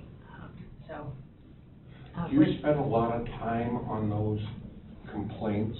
In other words, is a substantial portion of your staff's time being spent to try to determine, what the problem is? I don't know that I would necessarily characterize it as substantial. I will say it is a priority for our staff's time. When we receive a complaint, it is our practice to try to get the complaint assigned to an inspector within 1 business day, and for them to at least initiate that their investigation of that complaint within no fewer than 3 business days. Quite frankly, in most cases, we're next business day or later. If it's a fuel quality issue, we will attempt to address it that same business day or the very next business day, just because of the potential implications for the consumer and, quite frankly, for the retailer. So it doesn't take up a disproportionate amount of time, but it is something that our staff does spend time on. The inspectors are encouraged to take whatever time they need to perform a thorough, comprehensive investigation. We tell them not to rush through them, to get all the information that they need, to spend time at whatever location that the complaint has been filed for, to talk with management. We have a process where they conduct an interview with them. We leave them with an interview notice with information about the nature of the complaint, what our findings are, and then included in our process is if the complainant has asked for information on the results of our investigation, that the inspector who conducted the investigation actually does get back in touch with the complainant to let them know what we found. So at 150, 160 of them a year, from a total overall hours spent, I don't know that that's significant is necessarily the right term, but it is absolutely a priority for us. Thank you. All right, let's go ahead and move on unless there are any other questions before she continues. Thank you, Mr. Chairman. The second portion of my report to you is just more what I would call our routine program updates. You have data in your report there about the activities of our different programs fiscal year to date. As I indicated on the other item, we are making what I consider to be excellent progress in the allocation of our inspector time to be sure that we are not just hitting a total number of inspections, but those inspections are being conducted in such a manner that we're sure that we're seeing every device on a regular basis, that we're not recounting the same ones over and over and over and leaving others uncounted or uninspected for many years at a time. So again, 75% of the inventory has been inspected last year, 99% within the last 2 years, and 1%, that's outside of that. And it is my sincere hope that by the end of this fiscal year that we'll get that down to virtually. There are a couple of devices out there that we've quite frankly been unable to get to because they're behind locked gates, sort of automated devices that may still stay on that list, so we may have a handful that are beyond that period, but really we've made great progress on that, and I'm very grateful to our staff for their efforts there. Again, our petroleum technology weights and measures and metrology performance activities data are included there. We're on track to meet our performance measures overall. I will say that we may fall short of our performance measurement standards in the weights and measures area at the end of the fiscal year because we have a 30% vacancy rate right now in our inspector positions. We are finding it incredibly difficult to recruit qualified candidates who are willing to come to work for us for the compensation package that the state offers for those positions, particularly in the eastern part of the state. As I think most of the board members know, we have two FTE inspector positions in ALCO, and only one of them is filled right now. Mr. Terry, our inspector up there, is doing a great job, doing the best that he can as a one-man show. So we've been working with agency HR to see if there are other things we can consider to make that position perhaps more attractive to candidates. But as you know, we are limited to the salary range that's established for classified employees for that position. So it is a challenge for us, like other divisions here at the department and other agencies across the state. So we'll continue to do our best to convince folks that this is an absolutely fantastic place to work. And with that, if you don't want to pause for questions on any of those, I'll move into my next item. But Mr. Chairman? Yes, sir. Boyce Bradley for the record. One thing that jumped out at me, and I'm kind of curious about it, is under your petroleum technology, you had 27 sample failures. Is that a big deal to have? I mean, I suppose that's in gasoline or fuels, or what is that? It would be, pardon me, for the record, Bill Strajewski, Senior Petroleum Chemist. I don't know, what is the number of samples? Normally we run about a 2.5% to 3% failure rate historically, and so, I mean, I would say that still falls within. What would constitute a failure for a sample? I mean, are they really, is it because they're trying to put cheap product out there? I mean, I'm just curious what a failure rate is. Not normally. A good example for gasoline would be that the consumer would know would be if the octane falls below what it's posted as, and it may fall on below that. What is referred to as the referee method for determining octane uses two engines, which we do not own in this state. So we might fail it with a screening method that we use and then take samples down to California Department of Food and Ag, and they will run it on their engines. And we may find that sample, in fact, does not fail. So you'll get a failure from us on the initial sample, but that's one thing. There's a couple parameters that the consumer is not aware of that change throughout the year. They're important to us and to the industry and to the automakers, but the consumer is not aware of them.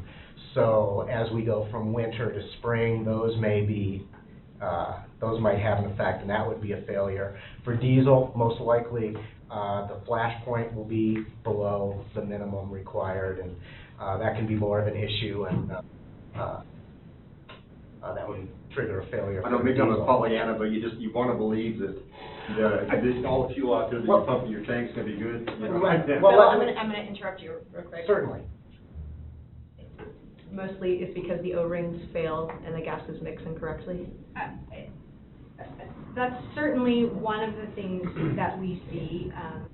The vast majority of the fuel delivery devices, gas pumps in our state, are what's referred to as blender pumps, where they are pulling different grades of gasoline from different tanks and blending them together to get that final product, 91 and 87, get And that's at blended the retail together. level, or is that?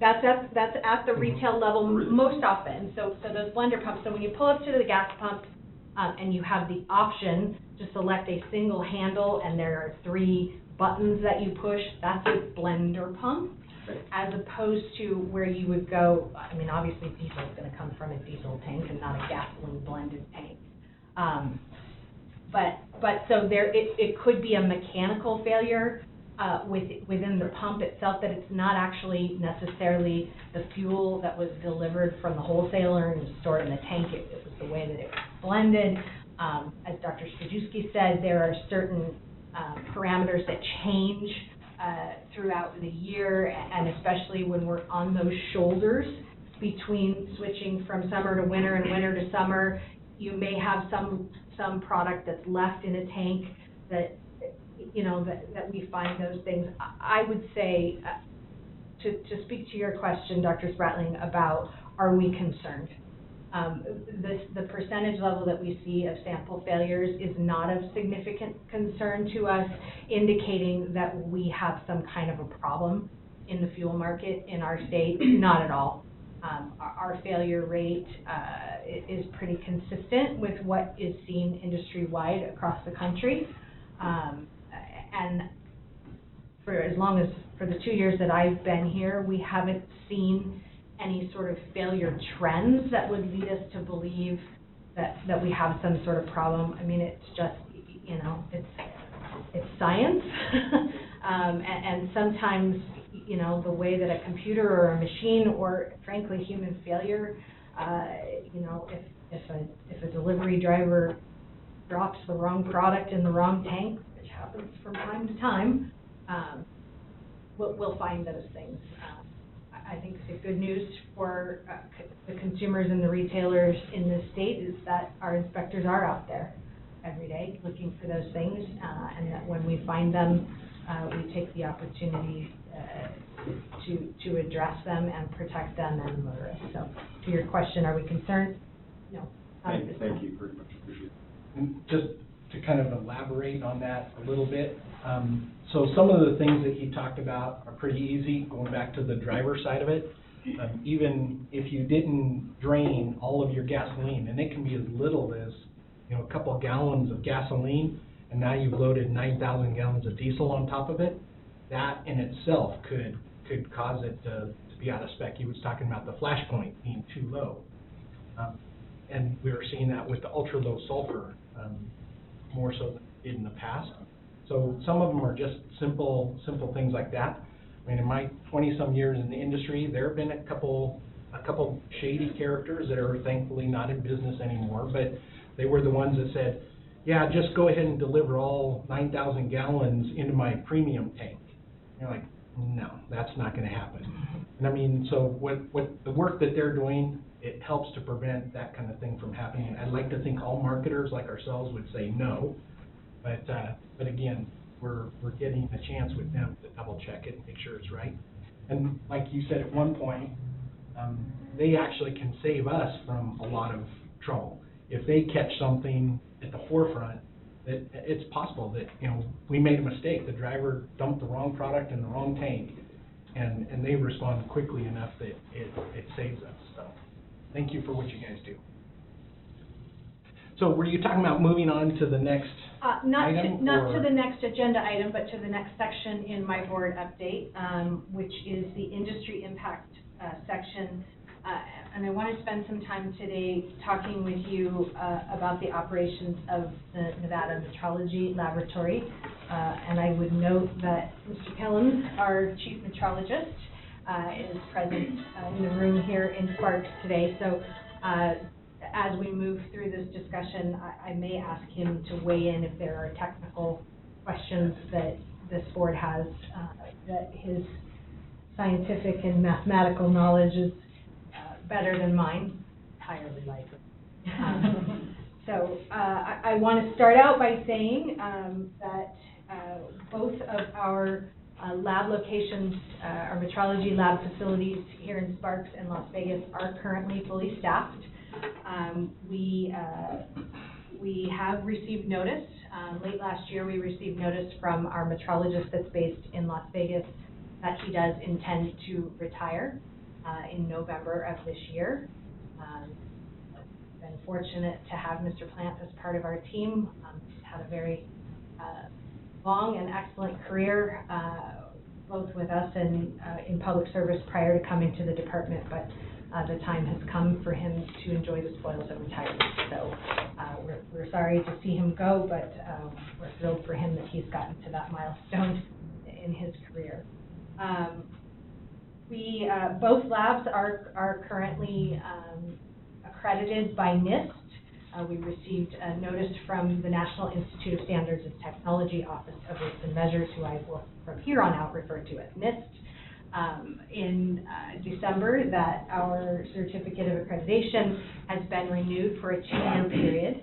And so that is excellent news for our lab and really attributed to the hard work of James, Jerome, and Kiara in those labs. Additionally, we had an on-site assessment from the National Voluntary Lab Accreditation Program, also known as NAVLAP.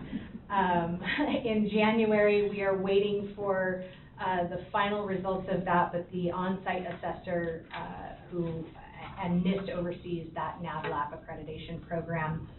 We are one of 19 state-operated metrology labs that has that accreditation. We don't have any reason to believe that accreditation won't be renewed again for this year. So it's a very high standard, provides industry with the ability to have their standards certified by our lab if they are held to a higher ISO standard in theirs. So it really is a great thing for us to be able to offer to support industry in our state. So in keeping with the department's strategic plan and our goal of increasing financial stability, we recently conducted a fiscal analysis of the operations of the metrology program. And included in your packet are some summary sheets that give the base findings from that fiscal analysis. And the analysis comparing our existing program costs with our existing program revenues, those are revenues that are generated directly by the metrology program, reveals that the program is currently operating at an annual deficit of about $349,000, meaning that revenues from other programs, other fee sources and things that come to the Division of Consumer Equitability are being used to support the metrology program. And I will tell you that by their very nature, metrology programs are not money makers. There are some baseline fundamental expenses that we incur to operate a metrology lab for the state of Nevada, which is a requirement in NRS Chapter 581, that we will never have a direct revenue source to support. And as this board knows, or I believe I've shared with you on a number of occasions prior even to my arriving at the department, that our division is entirely fee-funded. So we don't receive general fund support. And so where we have programs that certain services, the cost of those can't be recovered through fees, those other fee sources, through direct fees, if you will, that the other fee sources that come into the program have to support that. And so we've looked at that, in our desire to align our revenue with expenses and expenses with revenue, as Dr. Spratling, you pointed out to us in December. At the conclusion of this analysis, we reached a determination that continued operation of metrology labs in 2 locations in the state is not fiscally prudent. And I will tell you that was a very difficult final decision to arrive at. And I want to be very clear on the record that it is a financial decision. It is in no way, shape, or form a decision that's reflective of the quality of the work that's going on in the Vegas lab. That lab is doing great work. We have been pleased to be able to offer that local access to industry that's located in the southern part of the state, but we're doing it at a significant cost. We conducted analysis to try to determine, okay, what if we increased our hourly rates for our services to try to offset that and recover our costs entirely. We would have to implement a 300% increase in our hourly fee to get there. And additionally, we would have to bill 1,625 hours of metrology services at that rate that had been increased by 300%. I will tell you that if we increase our rate by 300%, we would not only lose customers in southern Nevada, we will lose customers in northern Nevada. That rate increase would not be sustainable. It would put us at the highest rate for a state-operated metrology lab by more than $100. And so, you know, we looked at that, and that would not be it. That also would not be a sustainable business model. And I'm sorry, the more than $100 per device? So we currently, the rates for our metrology service are on an hourly basis. They're not on a device basis or a by standards basis.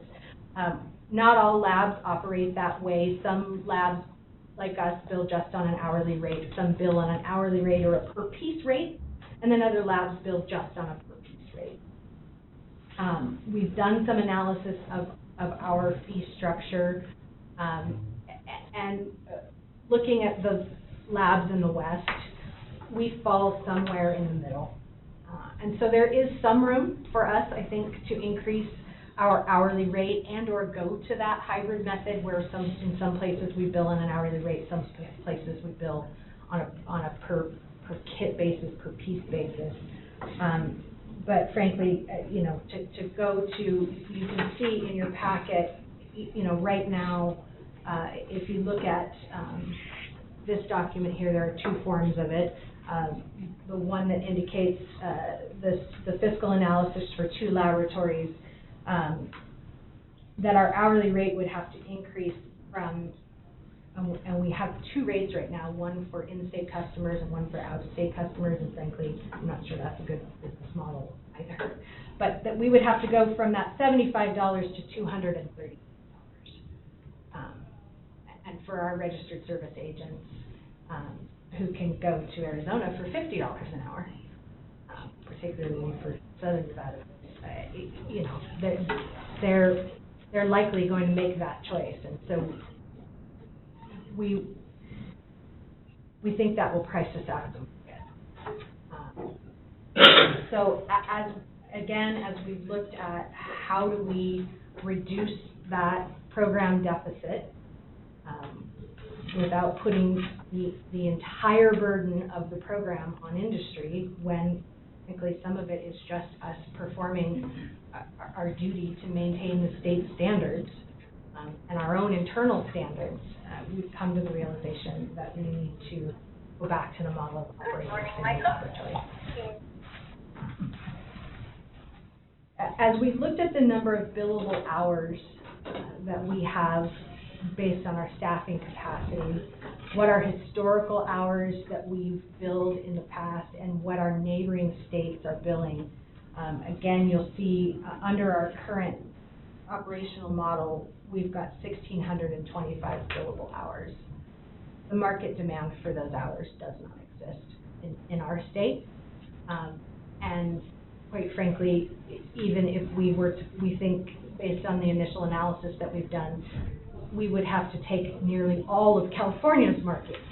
And I'm, you know, as an administrator for a division of a government agency, a business model that relies on pulling industry from a surrounding state to ensure the viability of your operations to support industry in your own state, I don't think that's responsible, right? And so, you know, some of the underlying market assumptions that were made when the decision to open a second lab was made has turned out to be faulty. And I think I feel a responsibility that while it's been great to have 2 labs, it's not something you can afford.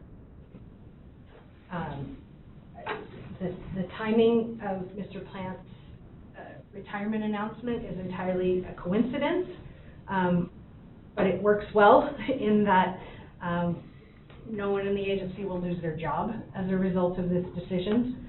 And so we, right now, the timing of the plan to close the Las Vegas Metrology Lab facility is the end of this calendar year.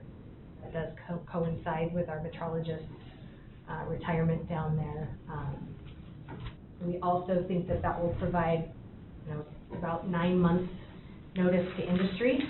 We'll work with industry down there to get their standards into the lab, where maybe they wouldn't be due for recertification for 2 more years. We'll have them come in early if that's something that they're interested in, and get them a little extension on the life of those certifications, if you will. Do outreach to industry to let them know that facility will be closing. So, I'm happy to kind of give more detail on these summaries if you'd like, Mr. Chairman, but I feel like I've been talking a lot, so I'll stop. Yeah, why don't we go ahead and open it up to the board for some questions here. Anyone, questions, comments? Oh, Mr. No? No, go ahead. What do you do with all the stuff?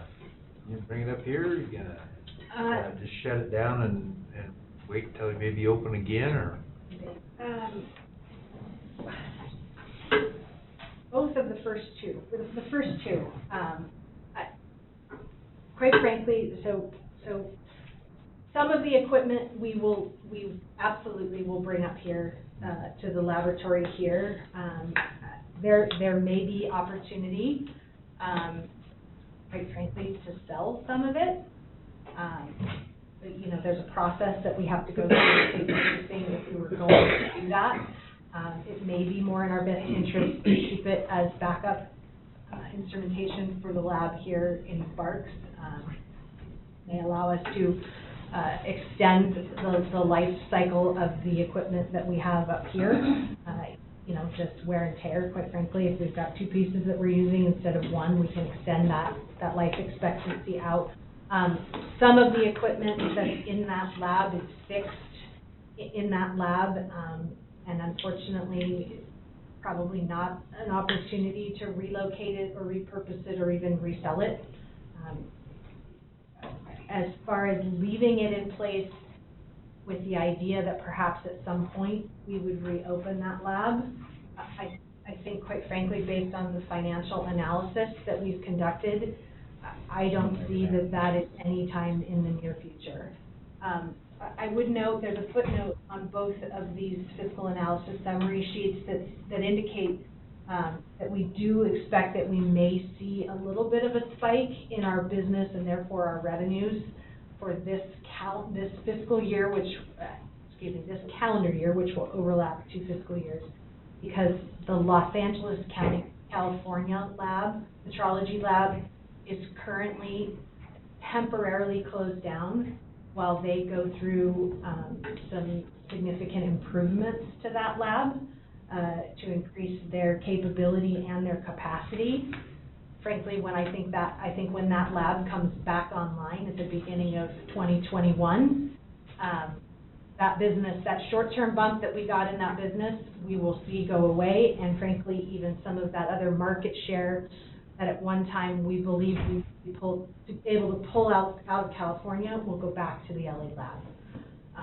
So that happening simultaneous with this will give us a short-term bump, but I think long-term They recognized that the industry market in California was underserved, and they are responding to that and addressing it within their own state. And so particularly for local government customers in California that we might get during this time, once that lab in the state of California is back up and operational, it will be very difficult for those California local governments to justify taking their business out of state to Nevada. So. Okay. Mr. Nell? So according to these figures here, it still leaves the about $115,000 in shortages for the metrology lab. How does that figure out in the overall department as far as drawing from other fees? So actually, that $115,000 figure is the delta between the shortfall that we have today operating 2 labs and the shortfall that we would have. That's the delta between the shortfall. The shortfall that we identify in direct program revenue to program expenses for the metrology lab based on our current fee schedule, when we move to a single laboratory, is about $234,000. We think that some of that we can address by an increase in our fee, nowhere near a 300% increase, maybe $75 an hour to $100 an hour, $110 maybe. It would put us more on par with some surrounding states. That would help reduce that deficit. As I said earlier, this program,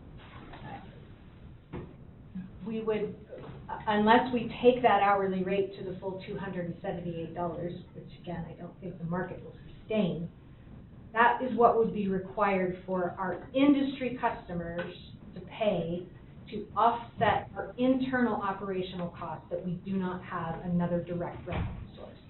And so what it means is that other fee revenues that come into the program cover those costs. I think that there is, given the importance of the metrology program to the integrity of the state's weights and measures program, that does extend out to scales and gas pumps and all of those other things, those revenue sources have a nexus to this program. And while they're not billed directly based on services provided by this program staff, I think it is appropriate for those other fee sources to help fund this program, because the standards that the metrology team maintain on behalf of the state that has traceability to the national standards and the international standards is the foundation of having a good weights and measures program in your state. And so the other fees that help support that do have a nexus, although it's not a direct nexus that we can attribute to a specific hour of employee time of a metrologist. So from a department standpoint, overall department standpoint, other divisions in the department, in my mind, no impact whatsoever. It's contained entirely within the Division of Consumer Equitability and within the fees and revenues that the legislature has authorized for us to collect, or other agencies to collect on our behalf, and to place into an account that is established specifically for the purposes of the operations of the Division of Consumer Equitability. So, that being said, as the administrator for the division, I feel a responsibility to get that number as low as I can, which is why this item is before you today. Mr. Free? Thank you. Candace, I have a question. I may be wrong in this, but what I heard is that the outside labs, not ours, but the outside labs and your costs are pretty close. Is that, or kind of midstream? Am I correct? You are correct. I did say that, and if you'll give me just a second and all of these papers that I have here, I can give you some information. So most of the metrology labs that are operated in this country are operated by state governments. There are a few private industry metrology labs, but in looking at, you know, the hourly rates that are charged by other metrology labs, the highest hourly rate for a state-operated metrology lab in the country is the state of Connecticut at $150 an hour. So we kind of fall about in the middle. Again, as I said, they don't all have the same operational fee model that we have, where they bill on an hourly basis. But when you kind of take them all and if you would take those by piece schedules and apply them to our fee schedule, we're about in the middle. So we've got some room. But I'm assuming those other agencies are operating pretty close to break even. I don't know that for a fact. That's kind of what I'm hearing. They must be. Well, I would say in many of those cases that they receive other funding sources. In many of those cases, they receive general funds. Funds to help operate them, or they have other related program fees, like we do within their metrology and weights and measures programs, that help support the operations of the lab that are internal and sort of the fixed cost of keeping a lab open. I don't think you can make that assumption. Well, okay. Let's don't make that assumption. Let's say they are funded from another source. Then, if we were funded, let's say by the general fund, your department, I guess my bottom line, or what I'm thinking is that how can we not be making money if we're charging about what everybody else is saying, charging, except that they have an outside source of funding and we don't? So would our approach to this problem be go to the general fund, see if we can get money? Is that possible? Or I don't understand why there's such a big loss here. So I think it has to do with the fundamental operating, business operating models for metrology labs. So is it your internal control procedures that what you do, is that what's taking a long time to perform those duties, to verify that the retailer is in the market? I mean, is charging the correct price and having the correct, what are we doing maybe wrong? Well, I don't, so let me say this, I don't think we're doing anything wrong. By their very nature, operation of a metrology lab requires the expenditure of staff resources to perform duties that cannot be billed to an outside customer.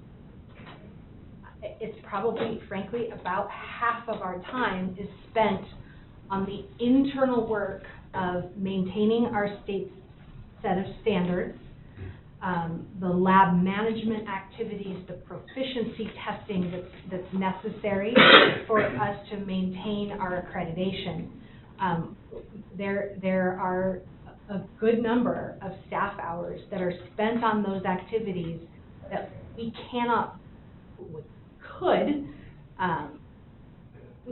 we cannot directly bill those to industry.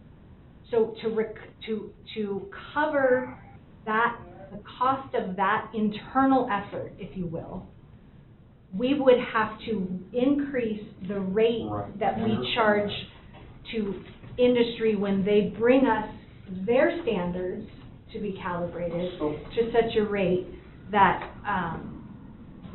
that frankly I don't think is sustainable. I didn't mean to offend you. No, not at all. But I said, what are we doing wrong? Or maybe, this is just my thought, are we not going to the state and asking for funding to help cover the additional costs that you're incurring to run the department?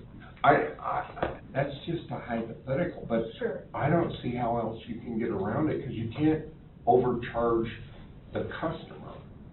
But you still have to comply with certain state laws that are being required by our state, and they're not coming up to the table. It's kind of like the horse problem, you know? It's almost identical. You know, we get... Nothing's like the horse problem. You want rather... Mr. Frank, if I may, I think in our division, we are in a little bit of a different circumstance, in that we have some revenue sources that the legislature has authorized and allows, if you will, our division to keep for the overall operation of the division.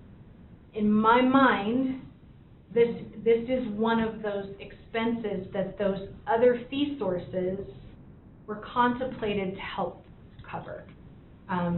Some of those fee sources prior to 2007 actually didn't come directly to the division. They went to the general fund, and then we went and asked for a general fund appropriation, and by virtue of that, they were kind of taking money that was collected, that was intended to be used for our services, putting it in the general fund, and then making a general fund appropriation to us.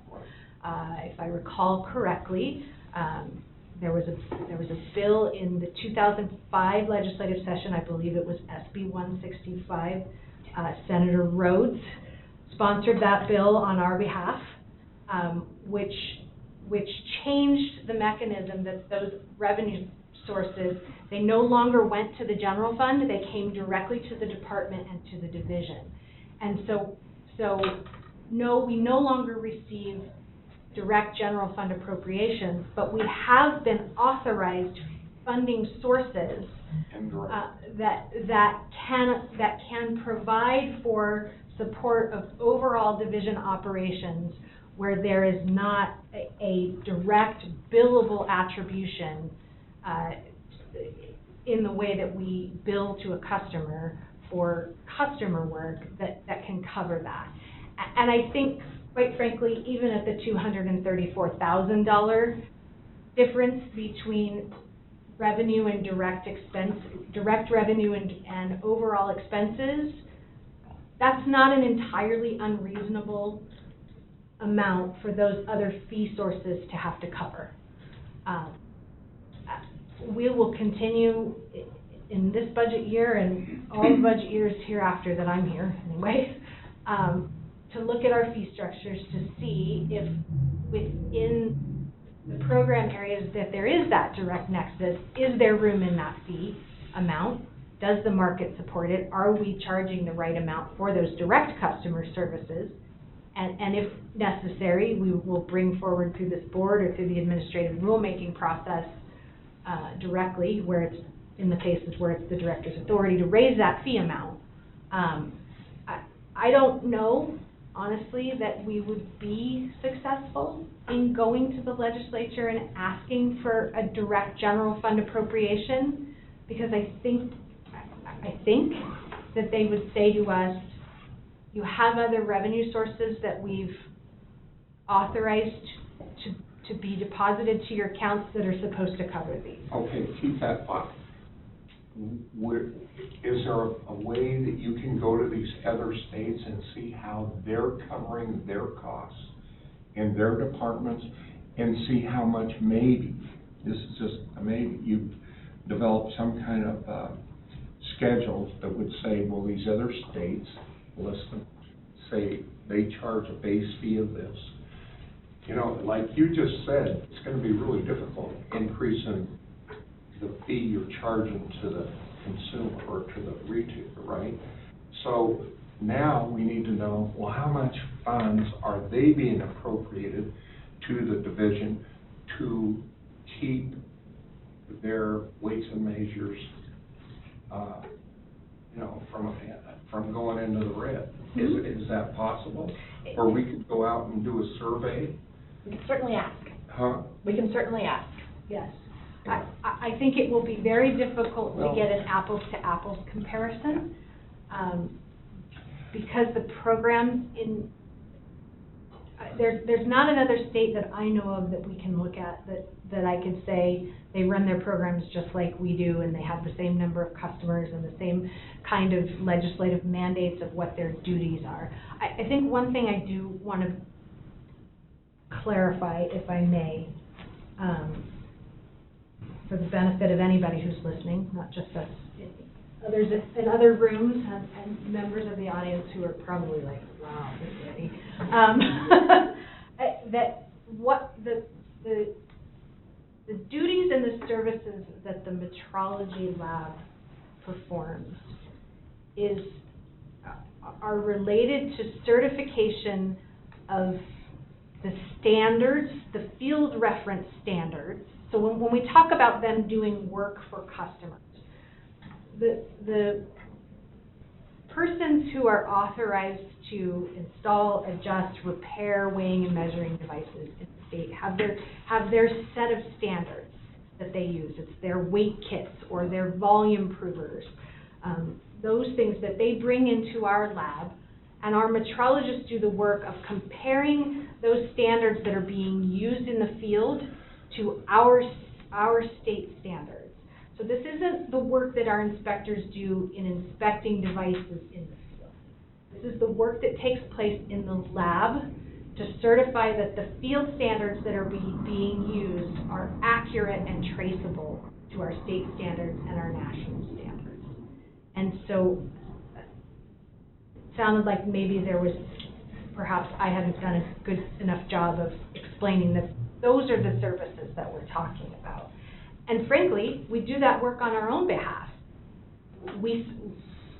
James and his team certify the standards that our own weights and measures inspectors use when they go out into the field, so that when they're placing that, 1 pound, but the 500-pound blocks, the 1,000-pound blocks that we use out in the field to verify, truck scales, that we know that 1,000-pound block is really a 1,000-pound block, or that if it's not, that the proper adjustment has been made. So that's the work that happens in these labs.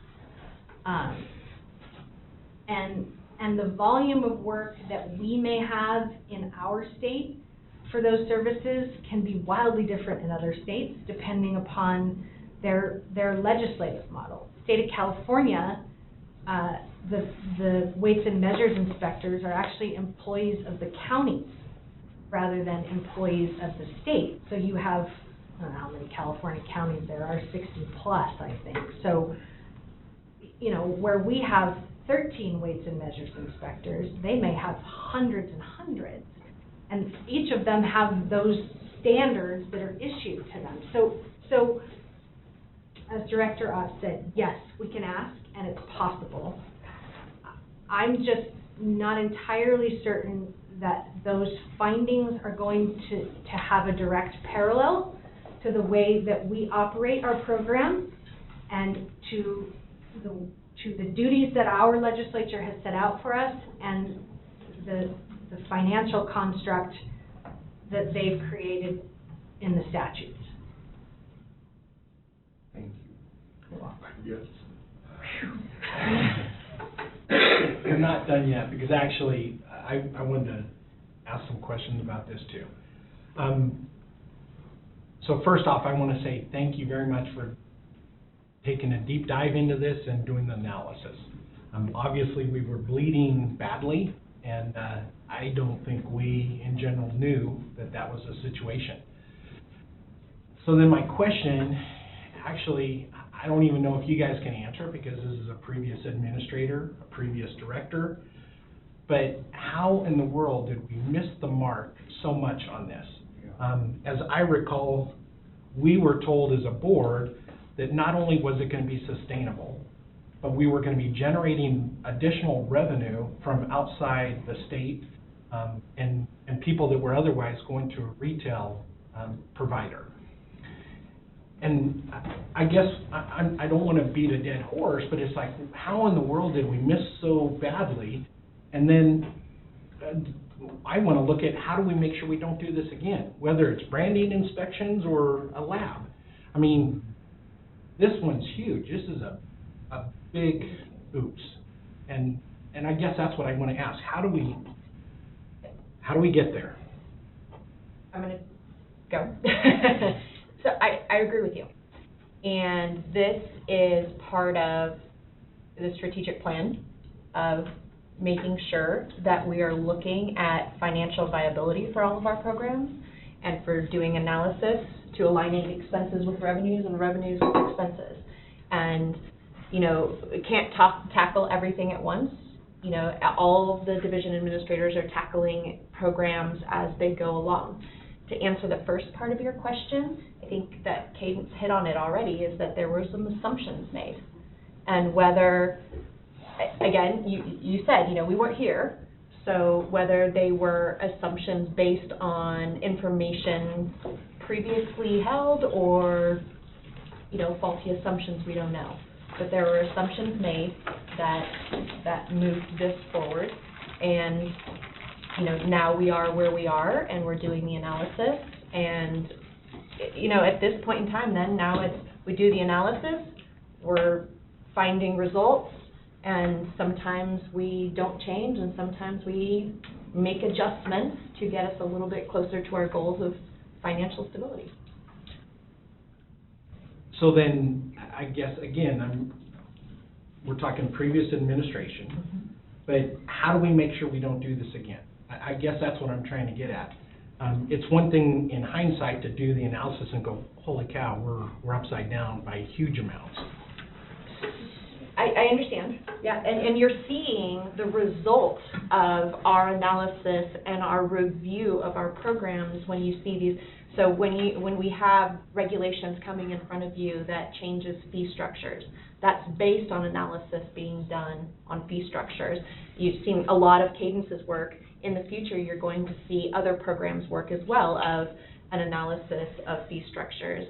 You know, back in November, I spoke at the cattlemen's meeting, and you know, brand inspections has been a huge issue over the last couple of years, and it's a very similar situation where there were some assumptions made. We don't think that the assumptions are right for where we are in the industry right now. We're doing an analysis, presenting it to the industry, and going through the process. And so, you know, definitely there are some programs that are a little bit more high profile, that are, you know, that we're tackling first because there's some, you know, some serious faults. But we're being very methodical about it so that we're not making, that we are going to make decisions based on what we know and what we're projecting for the future, which is really a key point, is looking at what we think that the industry is going to be in 2 years, 5 years, and 10 years, and making decisions that will hold based on numbers and based on analysis. Does that help? Yes, thank you. Any other questions from the board? All right, we got this one done. Excellent. Thank you. I appreciate you indulging me in all of that information.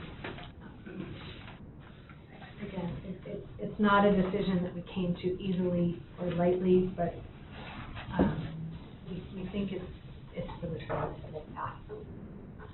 Well, and like I said, I truly appreciate the time and effort you guys are spending doing this. I wish we would have spent it at the front side instead. Anyway. Okay, we'll move on to number 8B, request approval from the board to initiate the administrative rulemaking process to amend and update Nevada Administrative Code, Chapter 590, motor fuel, petroleum products and antifreeze amendments related. I'm not going to read the whole. All right. Thank you, Mr. Chairman. As Director Ott said earlier today, this is an item that we're bringing forward for the board's approval to initiate the administrative rulemaking process. This is step one, absolutely step one in this process. NRS Chapter 590 grants authority to, this particular chapter grants authority to a bunch of different individuals to promulgate regulations for the administration of the chapter. This board and the director and the director as ex officio state sealer of consumer equitability have responsibility for promulgating various regulations. And so, in an abundance of caution, we're bringing all of them forward to you today to let you know that these are the areas within NAC, Nevada Administrative Code Chapter 581, that we have identified in need of amendment or addition, and seeking your approval to initiate that process. Those items are to establish a fee schedule for resampling and or retesting of fuels to be found in violation of the standards, establishing a fee schedule for reinspection to verify correction of violations of NRS and NAC Chapter 590, establishing a schedule for civil penalties for violation of any provision of NRS 590 through NRS, 590-160 through NRS 590-330 inclusive. The authority to adopt those penalties was granted in 2005. It's actually never been promulgated, so it's time. To add the address of the department's office in Elko as a location where the public can obtain copies of the adopted fuel standards. To amend the titles of adopted ASTM documents to bring them current, and to update the prices for purchase of adopted ASTM documents to bring those current as well. So kind of a mixture of some cleanup things, and then also establishing some fee schedules whereby individuals who are violating the provisions of our statutes and regulations actually bear the cost of correcting those violations and our inspections activities to validate those corrections, rather than rolling those costs up into a license schedule or other fee schedule. We think that those are more appropriately invoiced directly to those who are in violation of statutes and regulations. So we're seeking your approval to move forward with that. Again, there's kind of a mixture here of things that belong to the director, to the state sealer, and to the board. In all likelihood, LCB will separate them out into different files, but we'll move them along a parallel path, and we just, more for transparency to the industry, public, and also the board, to bring them all forward for your information and to receive your direction to move forward. From a timeline standpoint, we would bring draft language on those items, which the authority belongs with the board, back to you for approval on that draft language in June, at your meeting in June. Thereafter, we develop the small business impact statement that's required in the Administrative Procedures Act, hold one or more workshops, conduct public outreach, engage with industry, and likely looking at adoption of these regulations, particularly those that require a hearing of the board at your meeting in December. All right, open it up for some questions. Mr. Chairman. Dr. Spratling. I move to approve the rulemaking process, administrative rulemaking process, to amend and update the Nevada Administrative Code Chapter 590. Second. Mr. No. Got it. Okay, so we have a motion from Dr. Spratling, second from Paul No. All those in favor signify by saying aye. Aye. Aye. All opposed? All right, passes unanimously. Thank you, Kate. Thank you.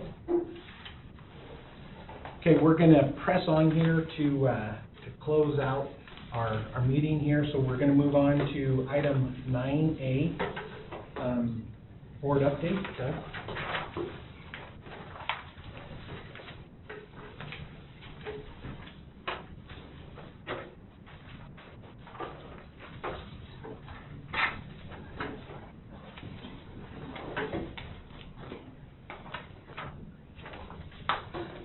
Good afternoon, or I guess we're almost afternoon, morning. So, for the record, Doug Ferris, Animal Industry Division Administrator. I know everybody's been provided a copy of our board update, so I'll just kind of hit some of the highlights. One of the first ones is, I had noted in this, as far as pending matters that I know we've discussed previously, as far as our agricultural enforcement officers. I think we have some pretty positive news and moving in a good direction here. We actually interviewed, I believe we had 8 total candidates for the 3 open positions that we have. We came to a conclusion of 3 of them that we wanted to pursue, and followed up with the background investigation and everything that's required through Nevada state law. And so, as of this time, we have the candidate for the Sparks position has actually passed everything that he needs to, and we'll be putting out an offer letter to have him start here within this month. We have the candidate for the Elko position is actually completing his last step of the background investigation and everything today, so we'll have an answer on that this afternoon, we hope, and then we have another one scheduled for March 16th, so if everything continues to move forward like this, potentially by the end of March, we could have all 3 positions filled with the ag enforcement officers, so that would be a nice change from what we've dealt with over the last couple of years, so we're hopeful with that. Moving on to our partnership activities, USDA Wildlife Services staff, we still are working on drafting and implementation of an MOU between the department and USDA Wildlife Services. That's still in process. And then also the previous state director for Wildlife Services is retired, so we'll be waiting appointment of a new state director that we work directly with. So, all right, more news to follow as that counts. The Wild Horse Connection, the cooperative agreement that we have with NDA, or through NDA, they've reported since beginning in August that they've responded to 284 total calls, considering Virginia Range feral and stray horses. The American Wild Horse Campaign has reported that since July 1 for FY20, then is they have administered 395 or administered doses of PZP vaccine to 395 mares, which brings our total to 857 since the inception of the program and the cooperative agreement with it. With our commercial feed program, we currently have 99 registered accounts in FY20. Livestock enforcement, I think probably the biggest number that'll stick out there is the fact that with our 2 enforcement officers and being short the other 3, they had, just between the 2 of them, have had 759 phone calls that they've tracked. So I believe there's some that probably haven't been tracked, so it's just been really busy for those guys trying to cover the entire state. So we're looking forward to having some extra staff in there. Livestock identification, staff have completed over 51,000 brand inspections for a total of over 340,000 animals since July 1. These numbers also include the public livestock auctions in Fallon. The brand renewal notices, renewal for 2020 brand renewals, everything was mailed out.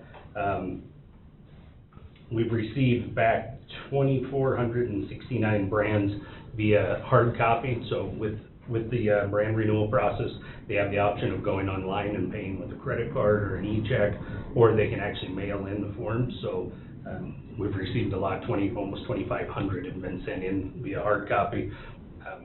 The reason we note that is because then that takes at least 2 of our staff members' time to go through, process all those payments, and then sit at the computer and hand enter all the information that was on those paper forms. So with that, 758 of the renewals were actually done online.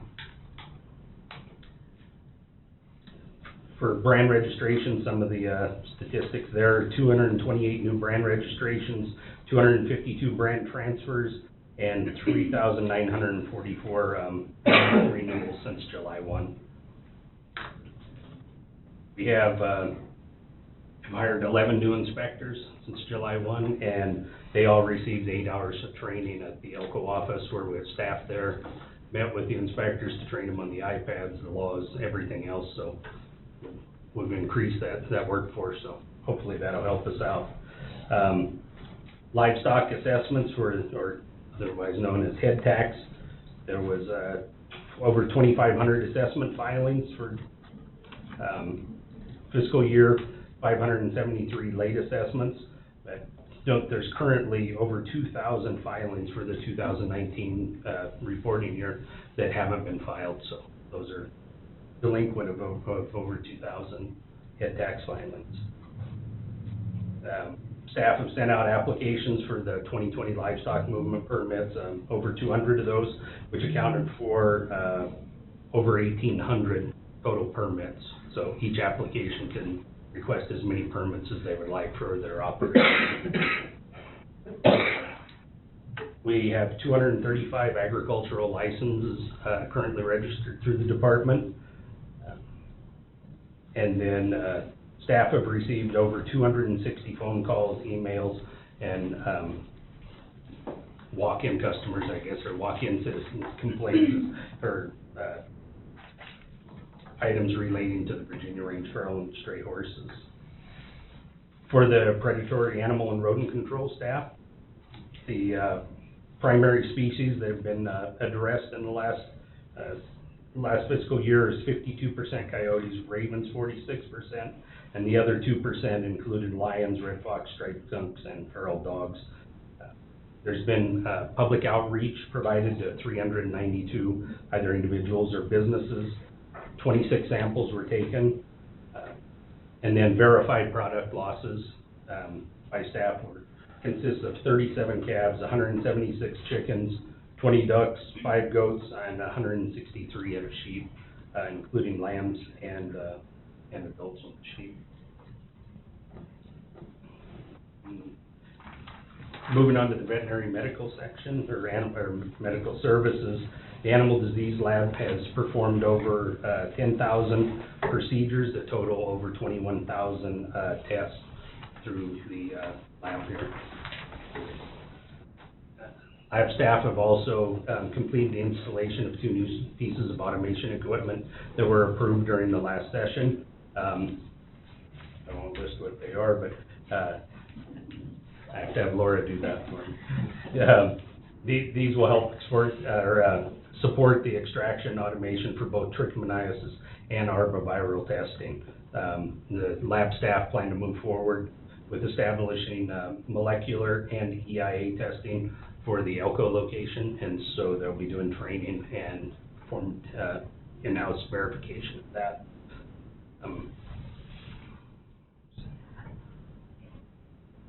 Staff are also looking into the trichomoniasis testing of pooling, reviewing pricing forms, cost tests as we move forward with this direction. Got a smile from Dr. Scrapp.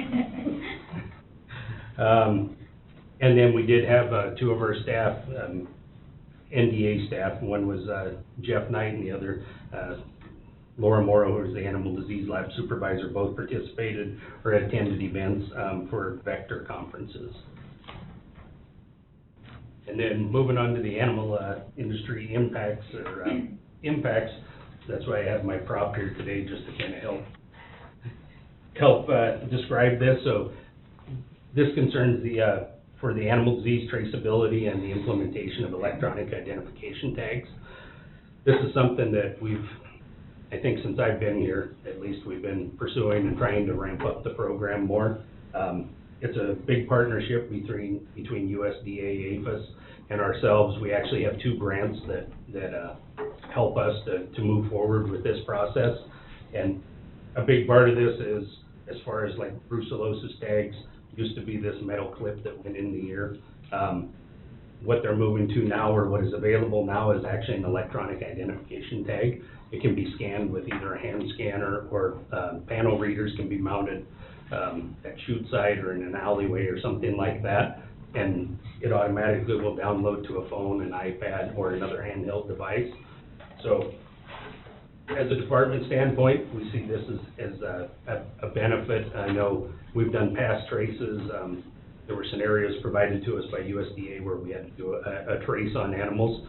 We heavily utilized our brands program for that, just because a lot of tracking can be done from that, and it's at your fingertips, it's quick, it's not paper.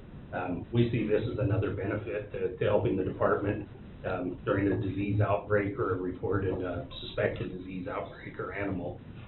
This will be a quicker, a real-time, fast approach in order to gather that information and trace an animal to where it's gone to or who's in possession of it. So, along with the grants that we receive, that they provide or allow us to have a part-time animal disease traceability coordinator. So we have filled that position in the last couple months.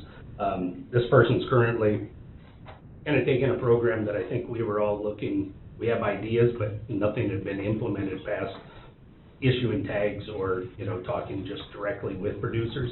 So he's actually working on putting together a program. He'll be going out and visiting with producers, with brand inspectors. Some of the equipment that we've purchased, we'll be able to provide to our brand inspectors or enforcement staff. They'll have wands that they can take with them, so if they do have cattle that have EID tags while they're performing the brand inspection, they can also get that, and it'll download all the data off of those. There's a lot of data entry that he'll also be working on, and as part of our agreement, so that we capture everything that we can there. Over the past couple of years, we received over, I believe there's approximately 6,000 tags that we received through the federal grant.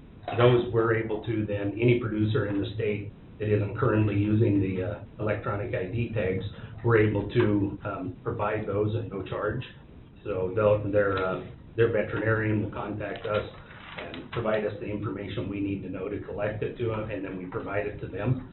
So that program was it seemed like it was slow to get started. It's increased a lot, and we've issued a lot of tags. I think we're down to, we probably have 500 tags left out of the first allotment that we got. So we have placed an order for another purchase of those. Plus, we just recently learned that USDA is actually going to be providing electronic ID tags to the state, or to be basically not through the grant system, then it'll be coming from them. The metal clip tags that used to be provided to everybody were free of charge. The USDA would provide them to us or to veterinarians. They could use those. A while back, I don't know, last year at some time, USDA had decided that they were going to fully implement the electronic ID tags, and that those would be, the cost would be borne by the producers, and they're approximately $1.70 to $2 a piece for those tags. I think there was a lot of pushback from industry, and there was some legalities that were noted in that, so that's, it was supposed to go into effect in 2023. That's been stopped at this time, or just put on hold at this time. But I believe that USDA is, trying to move in a direction to get them out there by providing us more tags free of charge. So I think they're still trying to promote the program, but it's not something that's going to be forced on the producers until further decisions are made, I guess. So, like I said, I think we've all had a vision and wanted to go somewhere with this, and it seems to be building and gaining, and so we're kind of excited to have this program up and moving, and seeing people request more tags is great. So, Can you talk about the classes too? The classes for this summer? okay, so we have looked to, and all kind of in the planning stages as well, since we do have the ADT coordinator. We would be able to go out to a producer's operation if they wanted to invite us out to where we could have other producers come, and our coordinator would set up, say, the panel readers or something like that, and we could show how everything works, how it downloads, and basically a training to the producers. We do have the option with the panel readers and the hand ones.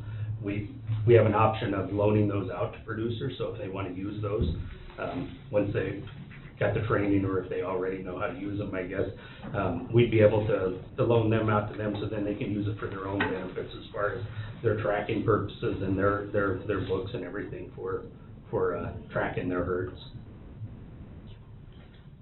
I think with that, I've reached the end of the board report at least, so, unless there are questions. Board member questions?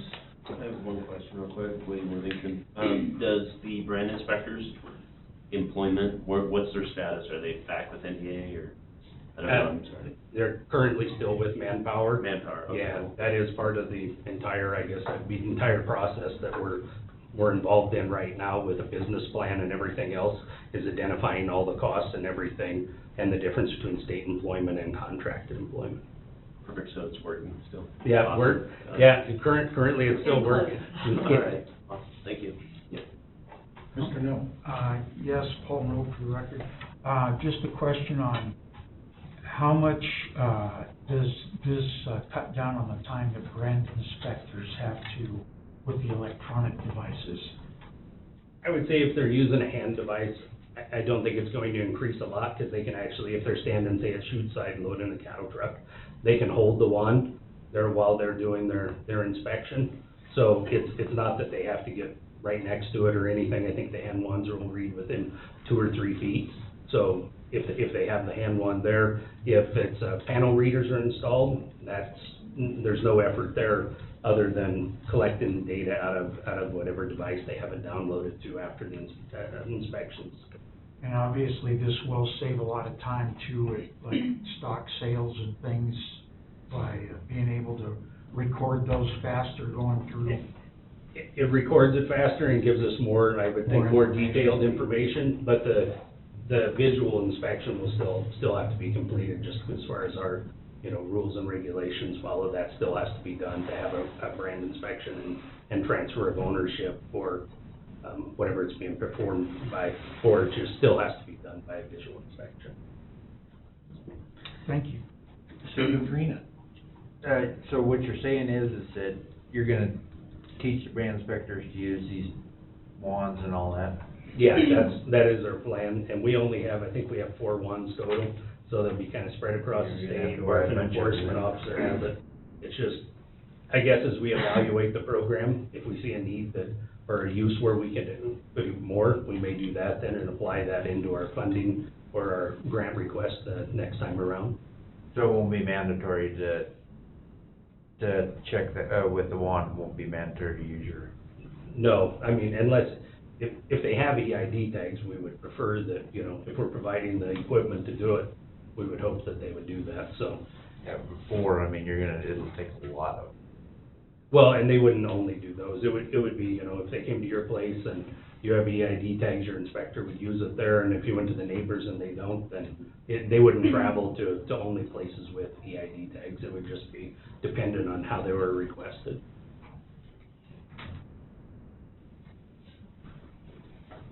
Any other questions? Just have one for you. Okay. Under the Virginia Range Feral Stray Horses. Yes.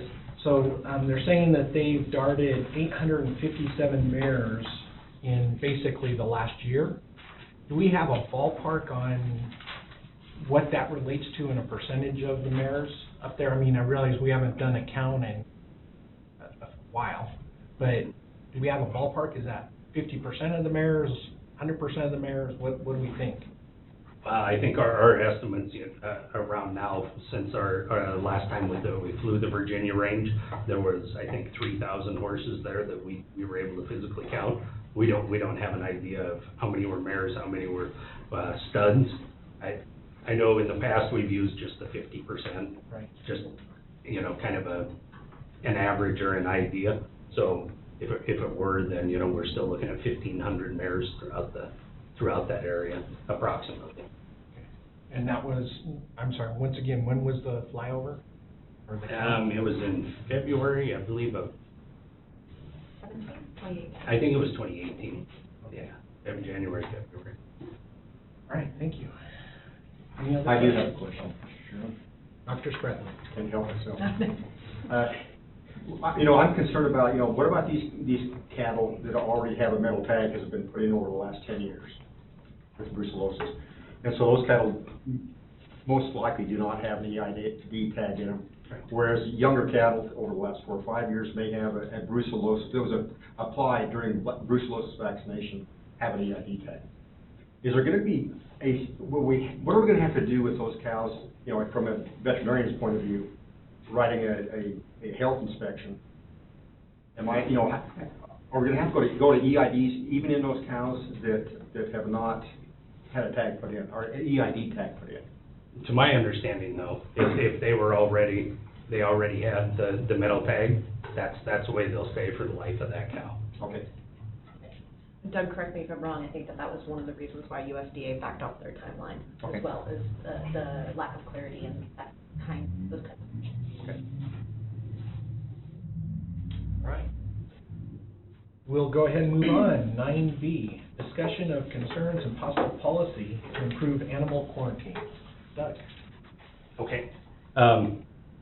So I know this is referencing back in December, I know at the board meeting there, we discussed that down the Las Vegas area, there was cases of EHV1 reported at a horse boarding facility down there. The timeline I have is that the department received the reporting of that on October 21st. I did later learn that one of the involved parties did call one of our veterinarians or our veteran, Dr. Forbes, on the previous Friday to try and report the possible or suspected cases of EHV1 horses. He was actually out of the office that day, and there were no other attempts that I know of to call the main office line, the front office here. So Dr. Forbes didn't receive the message until Monday when myself and our interim state vet at that time. I think part of this also goes back to during that time we were in a transition. We had a previous, a full-time state veterinarian that handled a lot of that. During this incident, we had an interim state veterinarian serving in that. So once we received the reports on that Monday, there was a lot of meetings, discussions between staff here, and then we also reached out to our partners, USDA Veterinary Services in Utah that oversees Nevada, and determined on Tuesday, even though there were no positive cases for this, the samples had been taken, there was horses showing neurological signs, and it was suspected to be HV1, but we didn't have a positive report. We still took the stance that better to be preemptive, so we did issue a quarantine then the next day on Tuesday, October 22nd. I know a lot of that then afterwards, our interim state, or do you want to go farther? No, it's up to you. Do you want to keep on? Or I don't know what you'd like me to touch on more. Let's actually open it up to the board. Is the board comfortable with the information you have thus far? We were actually going to have Dr. Huff. He is a veterinarian out of the southern Nevada area that was involved in this. Speak to us as well, but you need any more history, or is everyone pretty well up to speed on what took place down there? Okay. I'm mostly interested in what we do going forward, so anything that helps us with that would be helpful. Perfect. So I think at this point, care to talk to us for a few minutes? I'd be pleased to do so. Thank you. Thank you.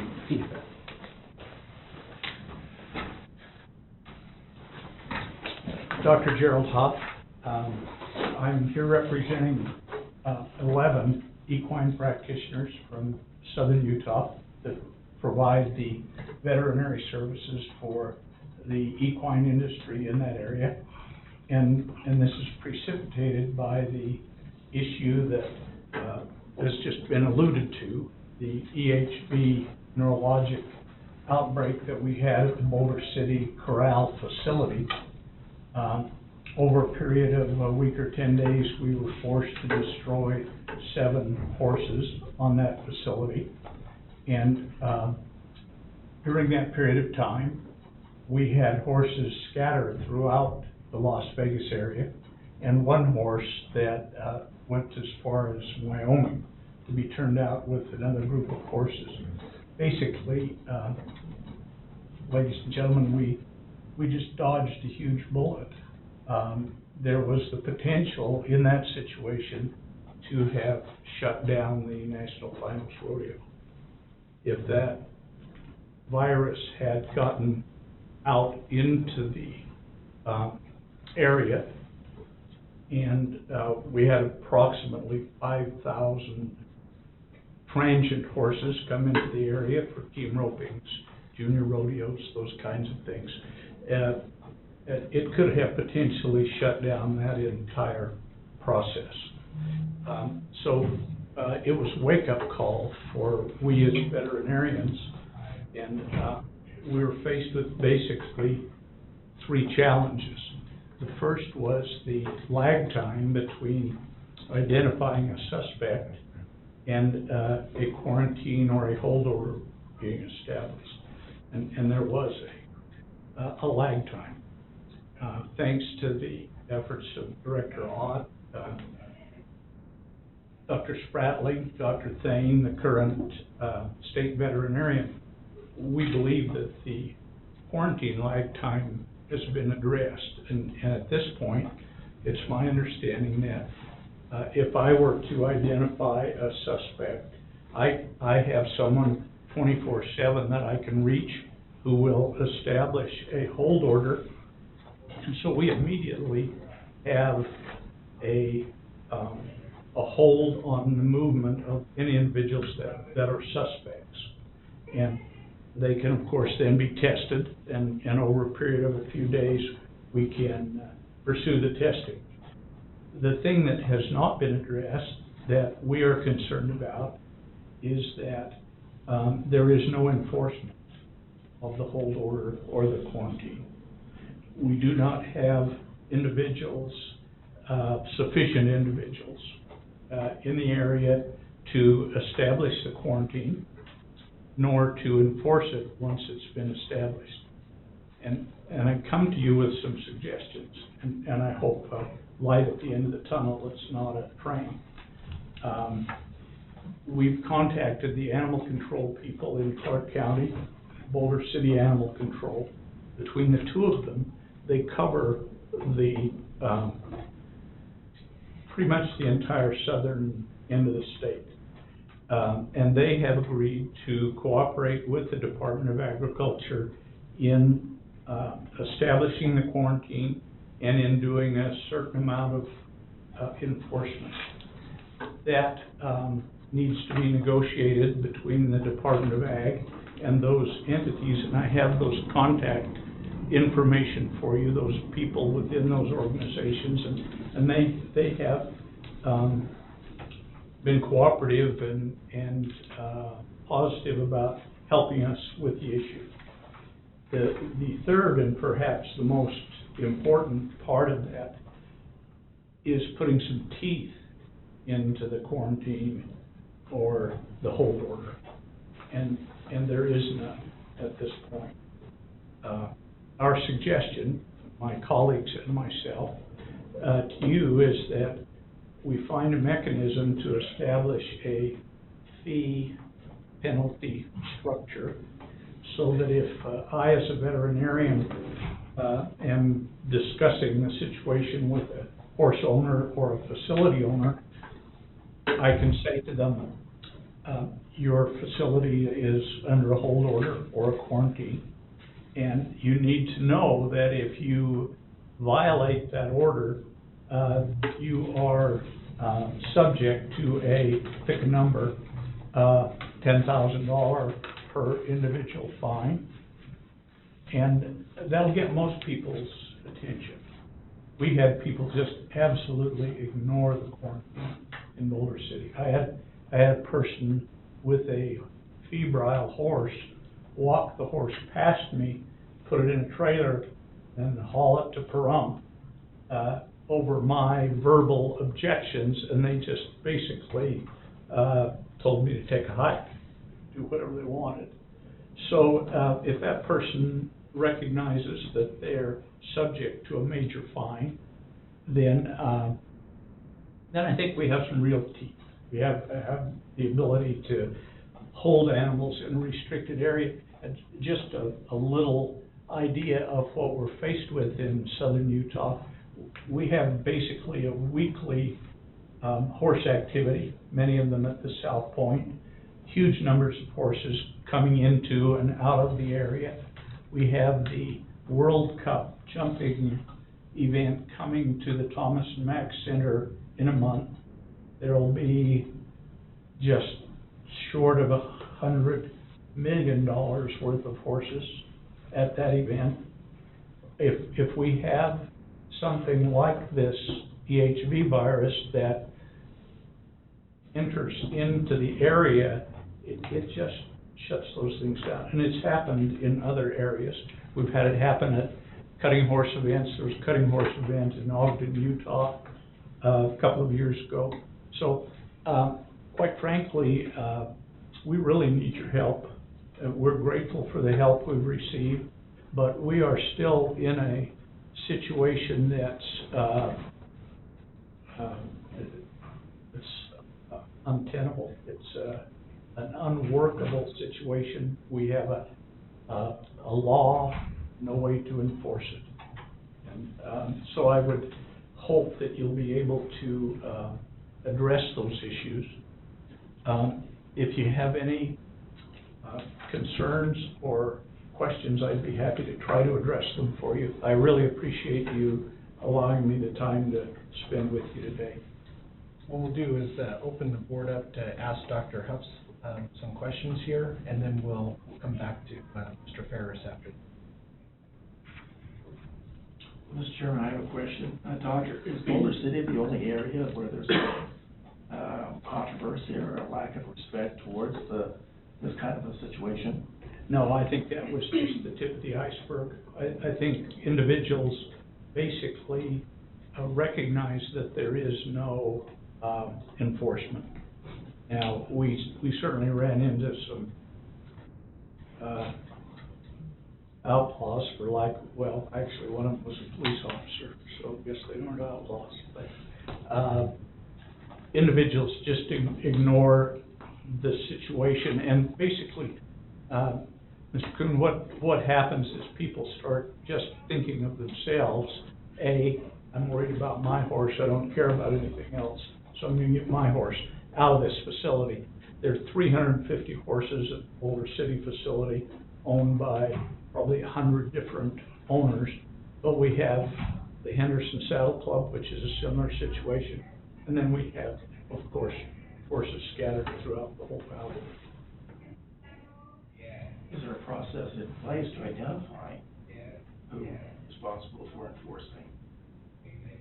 Well, we have a single Department of Agriculture enforcement officer in the area, but he's not available 24/7, and that's the advantage, in my view, to using animal control. We've got people that are available 24/7, and it's a minimal effort on their part. If I get a hold order from Dr. Thane, and I can contact animal control, they can immediately come to the facility, post a sign, put out some caution tape, and notify the owner of the circumstances. And quite frankly, that's not something I, as a veterinarian, want to be. It's not good client relations for me to be quarantining your facility, but I'd be willing to do it. But that's better handled by a public entity, and we've got animal control that's available 24/7. Mr. Frey. Doctor, how do you identify that a horse should be quarantined? You test them, and then the test comes back positive, and it has to be quarantined for a few days, or? Great question. And in this particular case, it's not a perfect situation.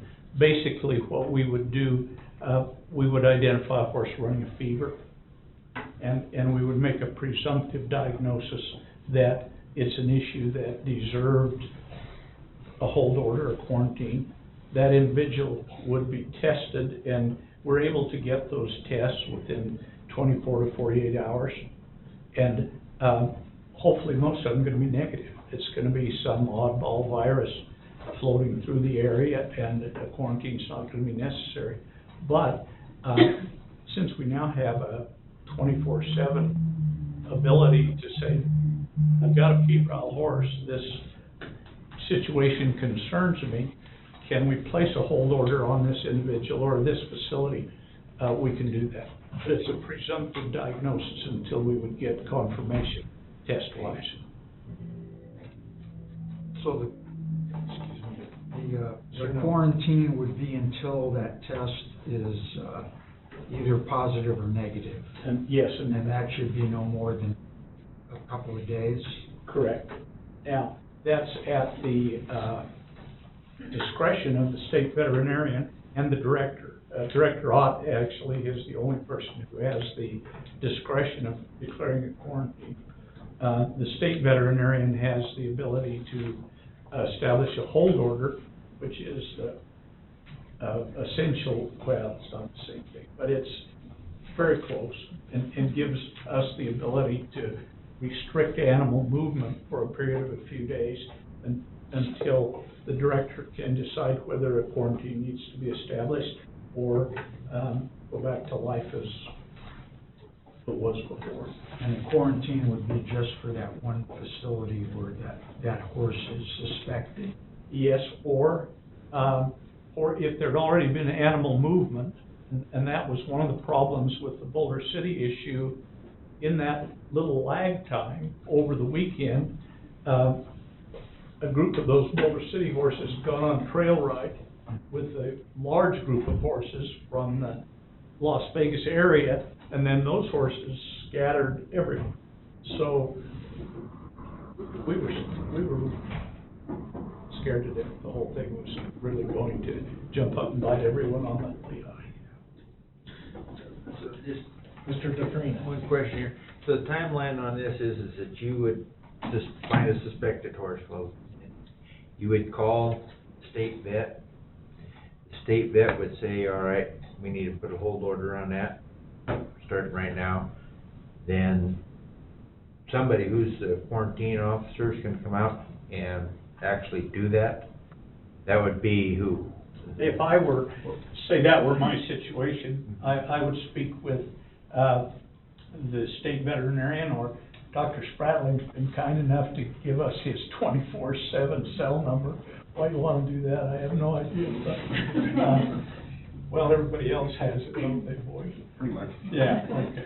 Well, so I would identify the suspect, contact one of these gentlemen. They would say to me, well, I'm going to place a hold order, and I would then immediately call animal control and say, I'd like you to meet me at such and such an address.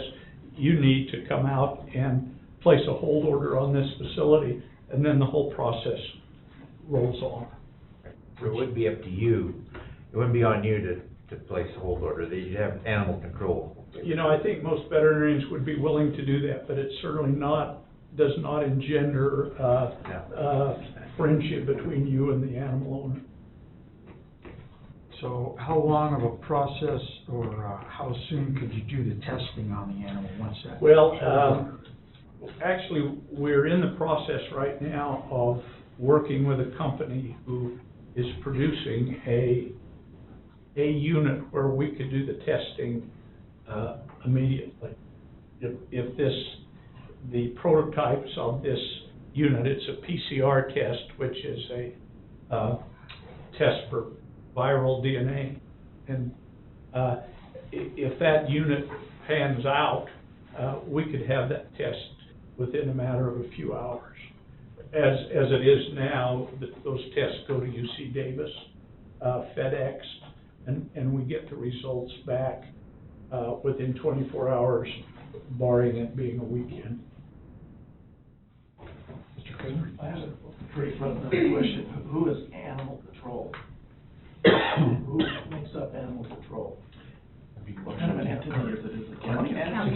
Yeah, they're the, for lack of a better term, the dog catchers.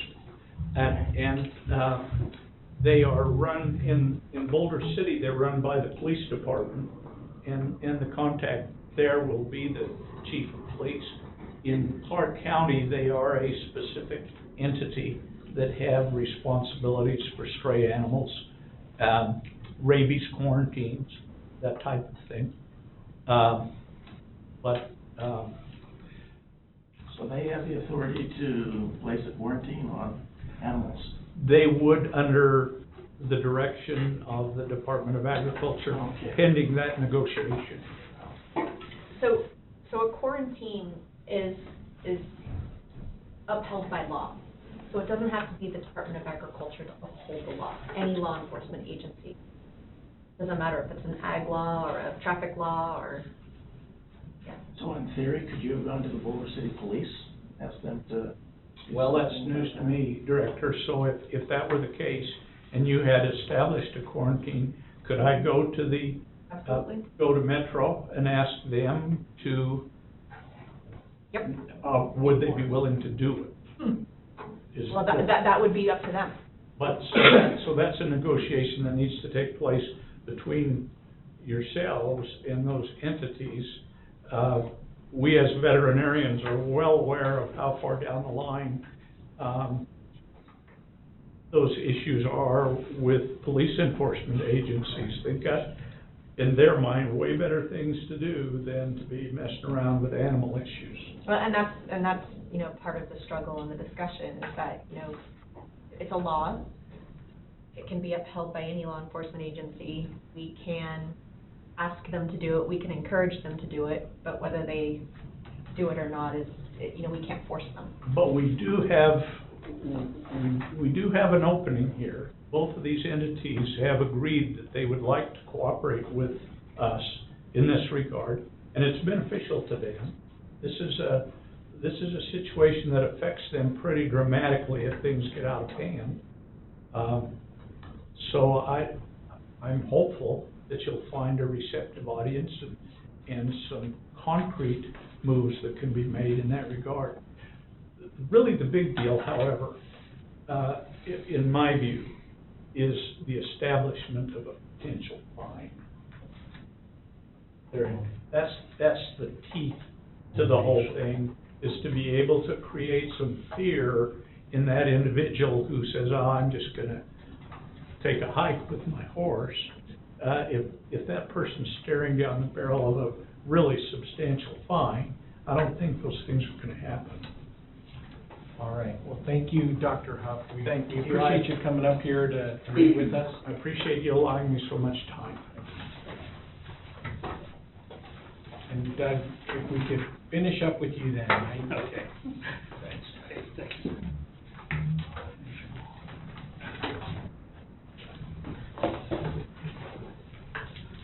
So I think we heard some informative things here, and we were able to ask questions. At this point, Dr. Spratling, is there anything you would like to say? Mr. Chairman, at this point, I do have questions. And I'd like to thank Dr. Huff for giving us the background of what actually happened and your proposals for solutions. That's important. But I think my question is, okay, now getting down to what, you know, Mr. Snyder was worried about is where do we go from here to maybe alleviate that situation from cropping up again? And I did some casual reading last week, NRS and NAC on quarantine, and it struck me that the legislature has given state quarantine officer, which is the director, broad and pretty inclusive powers in regards to quarantine. But I also noticed that in NAC, for you to do your job, you need more teeth in it besides maybe a fee schedule or a penalty schedule.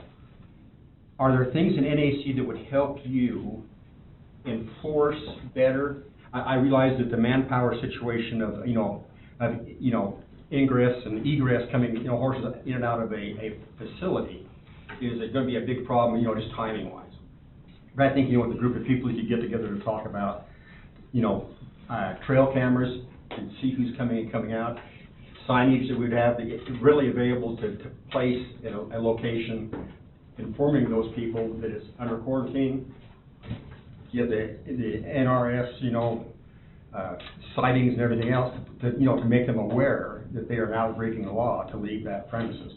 With those kinds of, do you have policies, and procedures written out to address this, or are we kind of sitting out there that we have to kind of freewheel a quarantine or a hold order when it's been signed? Where do we go from there? Do you need help as as the administrator to help you enforce the situation? So I would say one thing that you addressed, Dr. Spratling, is the manpower. We do have one enforcement officer, and I don't believe that we really had any taste from local law enforcement agencies to get involved with that. As Director Ott said, it's a state statute, so it's a law that can be enforced by any law enforcement officer. And there is a fine, there's a penalty of up to $1,000, and it's a misdemeanor, which I know in at least one phone call I had with somebody there, I brought that to their attention. I said, if Raul is available or finds these people doing this, he can take them to jail if he wants to. It's enforceable enough that we could do that.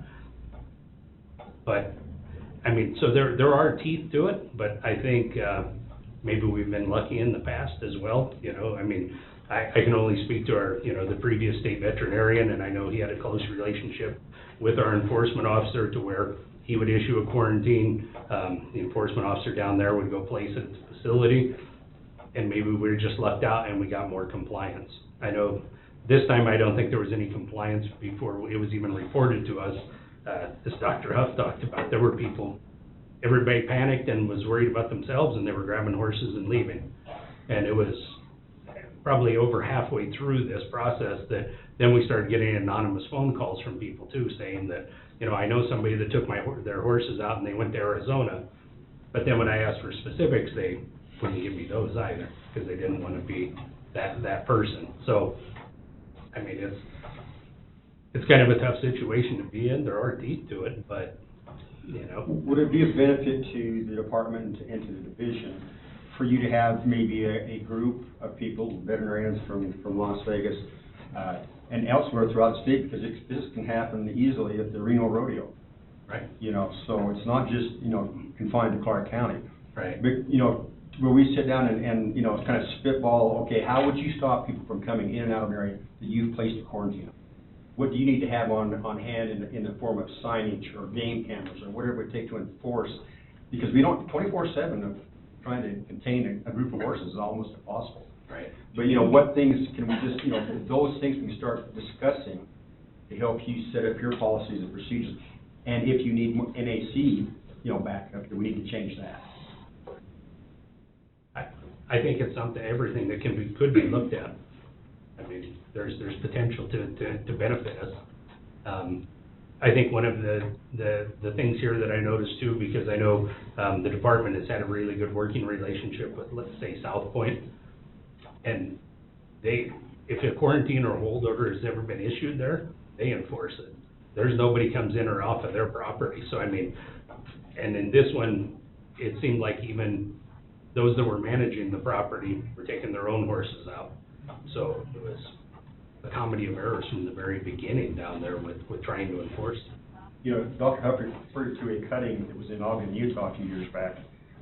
And, you know, our own personal operation. We're sitting out there in the country, you know, no close neighbors or anything else, thinking, well, we're safe from all that sort of thing. I had 2 direct exposures to our own horses because of that cutting. So it's amazing how far flung, you know, leaving an event over a weekend, it can be in the entire West, and you know, in 2 days. Right. So it's important that we have a control of that movement, you know, back and forth. And I don't mean to interrupt, but I will briefly. At this event in April, it's the whole world. Oh, it's international. Those horses are flying in from all over the world, and enough said. So what it sounds like we need to do then is just ask staff to start initiating the conversation with the stakeholders. And I would say, yeah, let's make sure that we're including those up here in Washoe County, because yeah, whether it's the Reno Rodeo or, you know, the NFR, we need to do what we can to help with that. So is there anything more you guys need from us? I don't think so. Okay. All right. Thank you guys very much for your time here. Thank you for letting me push through your lunch break. Okay, we're going to move on to, thank you, Don. I'm sorry. And by the way, I want to say thank you for your demonstration. I want to note to everyone it was a rubber ear. There was no animal harm in the demonstration. Just in case someone wondered. Okay, we do have some public comment we're down to item 10. The first one here is Chris Rusby. Yes. Thank you.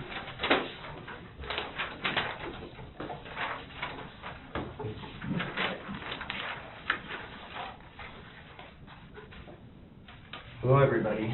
My name is Chris Resby. I'm a civil trials lawyer here in Reno, and my family also has a hemp farm, and we've been farming for 3 years now. And I have looked through the videos of the board meetings that have occurred over the last couple of years, and I don't think that this board is aware of some of the issues that we've been going through. In particular, starting in 2019, there were a lot of problems and a lot of changes that happened, and how they were implemented was very problematic. They were done in such a way where these are material changes that basically are bet the farm type changes, that everything you've invested, everything that you've done is at risk now. These changes were done by an email sent to us telling us that they now apply retroactively to crops that are already halfway through. And this has been a big problem. And I feel compelled to correct some misstatements that have been made here. There were questions earlier by Mr. Snyder and Mr. No about whether the industry has been involved. And there has been zero involvement of the industry. The last properly noticed public meeting that was held was on March 7th, 2018, 2 years ago. There was another meeting that was held. This was not a workshop. This was not something where industry members could provide any feedback or comment. And this was held on January 30th and January 31st of last year. And in this meeting, we were told, this is going to be the new change, and you better adapt. I personally tried to speak up, and I was shut down. They would not allow comment or anything from the industry members. This meeting was not publicly noticed. There is no record, there's no recording, no transcript, no nothing to say what was said. And what I see here, my greatest fears from coming to this meeting, I fear are about to happen again. That we have this plan, the USDA has requested that states submit plans if they want to continue the program. They're not immediate, you don't have to do it right now. A dozen other states across the country have opted out of submitting a plan this year because things are still in the works. The USDA issued interim final regulations on October 31st, I believe. They had a public comment period for several months. Over 4,000 comments were submitted by industry participants. That comment period ended on January 29th, 2020. Since that time, the USDA has already changed those interim regulations once and indicated that they're going to change them again. So this is an ongoing fluid thing. And the problem that I see here today is that if we push forward a plan that's submitted to the USDA and is approved, that is a binding plan on the state and all of the participants. You're over your time, so if you could wind it up. Okay.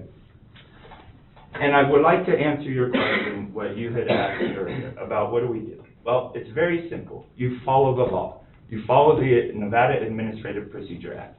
Put the horse before the cart instead of the cart before the horse. Let's have meetings. Let's discuss this before we do irreversible things that will be very hard to undo. Let's pass regulations. There are things that would be submitted and approved in this plan that change the way things are done right now, and those would be binding on the state. And that is material changes to the way it is right now. And you've seen what was suggested, that they don't plan on involving any industry members or having any public meetings before they do that. And it is, thank you. It's pretty tough. And imagine if that happened to your industries, to cattle, to dairy, to agriculture. If they change the rules on you in the middle of the process without involving your input or even letting you have a stay period. Thank you, Mr. Richard. Okay, is it Adriana? Adrienne. Okay, Adrienne Snow. Thank you.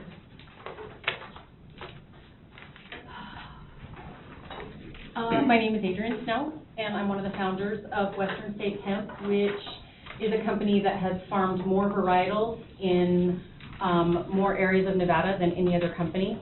We have been more involved in legislative process than any other farm in Nevada. So my partners and I are very well aware of what has been going on with all the Senate bills and the USDA.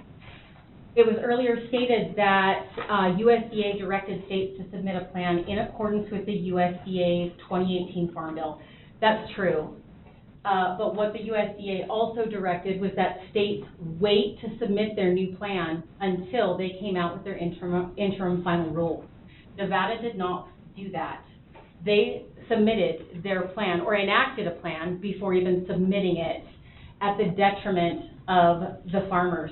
So had we followed the 2014 Farm Bill as was directed until the IFR was in place, the crops that were ordered to be destroyed in Nevada would have passed. They would not have been destroyed.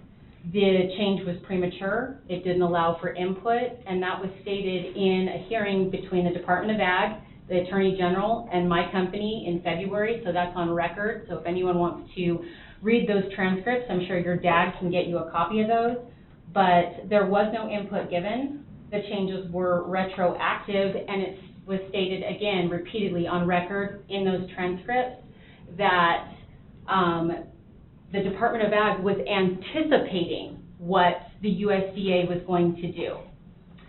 So last week, the USDA came out with a memo specifically stating one of the things that was brought up in that hearing was repurposing. In a January 2019 memo put out by the Department of Ag, it specifically stated that crops deemed hot could be repurposed.